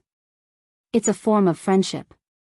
Enrich gazed at Yi Xian for a long time before she nodded, and then she gazed at the old man by Yi Xian's side. The old man glanced at Enrich and sighed softly. As expected of the most outstanding person in the Jiang Kingdom. "You've already arrived at such a level." Enrich fell silent for a short moment. The Jiang Kingdom can't fall into chaos. The old man shook his head and chuckled. 36 corpses are still hanging on that Xiaodao. Enrich fell silent. The old man didn't say anything else. He turned around and walked down the mountain. Yi Xian cupped his fists towards Enrich. "Farewell." As she finished speaking, she pulled Yi Ling along and followed after him. Enrich's eyes slowly closed where she stood. Meanwhile, Cang Zhong hurriedly walked in front of Enrich and bowed respectfully. "Teacher and I." Right at this moment, Cang Zhong suddenly flew over 10 meters away. Everyone was shocked. They looked at Enrich with eyes filled with puzzlement. Because the person who attacked was Enrich. Enrich glanced coldly at Cang Zhong, who was over 10 meters away. "You dare to make things difficult for someone I recommended?" Cang Zhong was horrified in his heart. He was about to say something when a spear tore through the air. Chi! One of Cang Zhong's arms flew off. Blood sprayed. The surroundings were deathly silent. Everyone looked at Enrich with astonishment. "What's she doing?" Under everyone's gaze, Enrich raised her head and looked at Song Mountain. "Li Xiu, get down here." As her voice fell, she lightly flicked her jade-like finger. A silver spear soared into the sky. Around the silver spear, an enormous dragon that was over 100 meters long suddenly appeared. The enormous dragon soared into Tsang Mountain. A dragon's roar shook the entire Tsang Mountain. A moment of silence. Boom! Above Tsang Mountain, an earth-shattering explosion suddenly resounded. Then, a horrified voice sounded. "Spear intent manifestation. You've actually reached the Spear Dao Grandmaster, Spear Dao Grandmaster." As soon as these words came out, the surroundings were filled with gasps. Spear Dao Grandmaster. Enrich had already reached the Spear Dao Grandmaster. She was only 19 years old. A 19-year-old Spear Dao Grandmaster. Everyone was petrified. Not to mention the history of the Jiang Kingdom, even the history of the previous dynasty had never seen such a thing. In the truest sense of the word, it was unprecedented. In next to no time, Li Xiu appeared before Enrich, and his expression was extremely serious. A Spear Dao Grandmaster wasn't terrifying. What was terrifying was a Spear Dao Grandmaster at such a young age. In the history of Kuraki Academy, only a single person could compare to such terrifying natural talent, and it was Gu Qianshan who'd saved Kuraki Academy all those years ago. That legendary figure of Kuraki Academy. Yet now, Enrich wasn't inferior to him in the slightest. Li Xiu restrained his thoughts. "Country scholarin, why are you so angry?" Enrich glanced at Li Xiu. "I can't stand the sight of you." As soon as she finished speaking, the tip of her foot tapped the ground lightly, and her figure directly floated forward. At the same time, the spear in her hand shot out violently like a bolt of lightning. Li Xiu's gaze was wretched as he stood before Enrich, and he didn't dare be careless in the slightest. He took half a step back, and in the next moment, he stretched out his right hand and made a roll. This roll caused the wind in the surroundings to suddenly and swiftly converge towards him.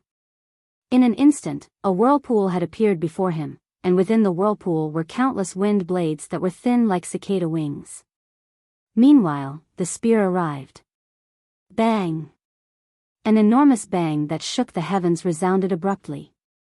In the blink of an eye, the countless wind blades were blasted into pieces while a figure retreated explosively.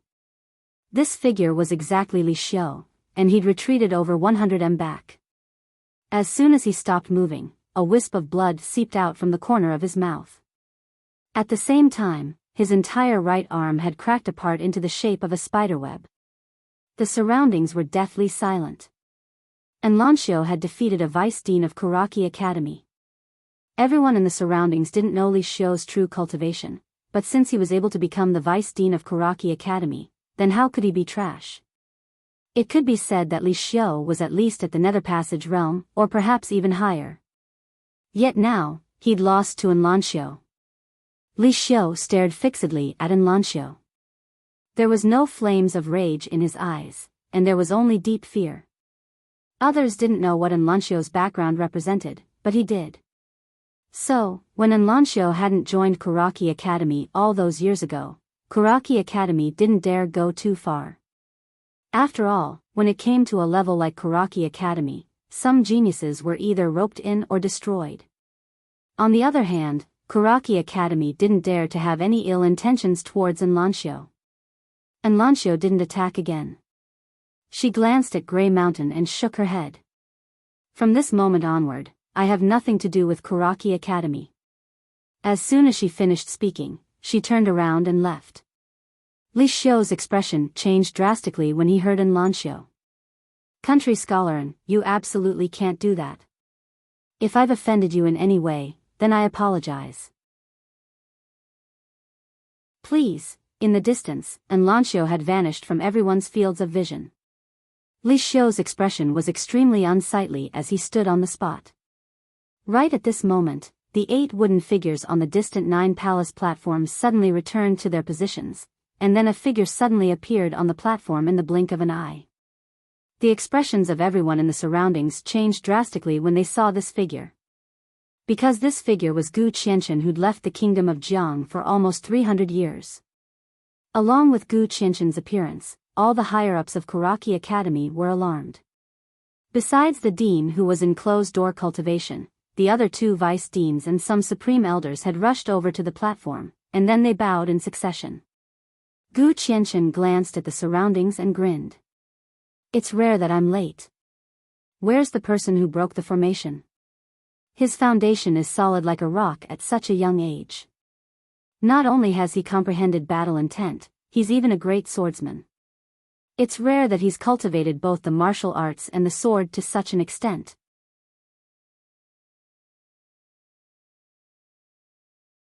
Chapter 38. 3 words were rare. The surroundings were deathly silent. Gu Qianchen frowned slightly when he noticed the unusual atmosphere, and then he glanced at the surroundings. What's wrong? Meanwhile, Li Xiu stepped forward, bowed deeply to Gu Qianchen, and then recounted everything that had happened earlier. He didn't dare conceal anything at all. The surroundings grew even more silent after he finished listening. Some of the supreme elders and vice-deans of Kuraki Academy glanced coldly at Li Xiu with extremely hostile expressions. If Gu Qianchen's afterimage wasn't here, then they might have flared up by now. A short while later, Gu Qianchen shook his head lightly. This formation was created by Dean Mu all those years ago. Later on, I felt that it was slightly weak, so I transformed it into a swordsman. Even if he cheated, he's still capable of breaking through this formation. Moreover, that person didn't cheat. Even though he doesn't have a dantian, it means that he's extraordinary and should be said to be terrifying. Don't all of you think it's terrifying that he was able to break through this formation without a dantian? Li Xiu's face turned slightly pale when he heard this, and his face turned even paler when he recalled Enlanchio's attitude from before. Who was Enlanchio? With such a terrifying genius, would the person she favored be mediocre? Of course not. Li Xiu laughed bitterly when he thought up to this point, and then he bowed deeply to Gu Qianchen. I was blind. Gu Qianchen shook his head. Fate can't be forced. As he spoke, he glanced at the surroundings. I left Pine Prefecture a few hundred years ago, and I left this afterimage behind because I wanted to see if anyone would be able to break through the formation that Dean Mu and I left behind in a short period of time. I never expected that it would be like this. Forget it. It's difficult for me to interfere in the matters of Kuraki Academy now. All of you, good luck. As soon as he finished speaking, his figure gradually became ethereal. Everyone hurriedly bowed deeply when they witnessed this scene. Farewell, Dean Gu. It didn't take long for Gu Qianchen's afterimage to vanish completely. The other two vice deans, the instructors, and the elders gazed at Li Xiu. Li Xiu laughed bitterly. From this moment onward, I'll go meditate on the cliff of reflection. Once the dean emerges from his closed-door cultivation, I'll be at his disposal. As he spoke, he looked at a white-haired old man not far away. Brother Mo Song, I'll leave everything in the academy to you for the time being. Mo Song was the other vice dean of Kuraki Academy. Mo Song sighed in a low voice. This time, you really didn't handle this well. Forget it, there's no point in saying anything now. Go reflect on the cliff of reflection and wait for the dean to come out. Wait. Right at this moment, another black-robed old man suddenly stood out. He was the other vice dean of Kuraki Academy, Kumu. The others in the surroundings gazed at Kumu when they heard him. Kumu said coldly, he's just a pretty good monster. Him not being able to join our Kuraki Academy is his loss, not ours. Forgive me for speaking bluntly, but that person doesn't have the qualifications for us to punish a vice principal. Everyone fell silent. Kumu continued. If my Kuraki Academy were to punish Li Xiu, then wouldn't we become the laughingstock of the world? Moreover, although he's not bad, he doesn't have the qualifications to make my Kuraki Academy sacrifice a vice dean. Send the order that Yi Xian is trash that my Kuraki Academy doesn't want. We want the world to know that no matter how monstrous a genius he is, he's still trash before our Kuraki Academy. The elders and instructors of Kuraki Academy exchanged glances. Some were hesitant, but some immediately expressed their agreement. Kumu continued. Since the establishment of Dean Gu, when has our Kuraki Academy ever lowered our heads to anyone? We didn't in the past, and we won't in the future. As he spoke, he glanced at the surroundings. Students of Kuraki Academy, remember that Yi Xian has joined Kuraki Academy. Next year, I want all of you to hang his head on the Xiao Dao. Our Kuraki Academy wants the world to know that not joining our Kuraki Academy is the greatest loss Yi Xian has ever suffered in his lifetime. Countless students of Kuraki Academy bowed and spoke in unison. We'll definitely hang Yi Xian's head on the Xiao Dao. Kumu nodded lightly when he heard this, and the other elders including Li Xiu and the others nodded successively as well. Soon, the news that Yi Xian had joined Kuraki Academy spread throughout the capital. Someone that Kuraki Academy didn't want had been picked up by Kuraki Academy. Yi Xian's name spread throughout the capital. Of course, it wasn't a good reputation, but a joke. Not only had Yi Xian become a joke, but even Kuraki Academy had become a joke. Kuraki Academy has come to pick up the students that Kuraki Academy doesn't want. This sentence was spreading throughout the entire imperial capital. Kuraki Academy's fame and popularity once again reached its peak. On a remote mountain path, Yi Xian carried Yi Ling on his back and followed closely behind an old man not far away from him. The old man would take a few gulps of wine from his gourd every few steps. Brother. My body feels warm. Comfortable? Yes. That's good. Brother, promise me that you won't kneel down for me in the future, okay? Yi Xian fell silent.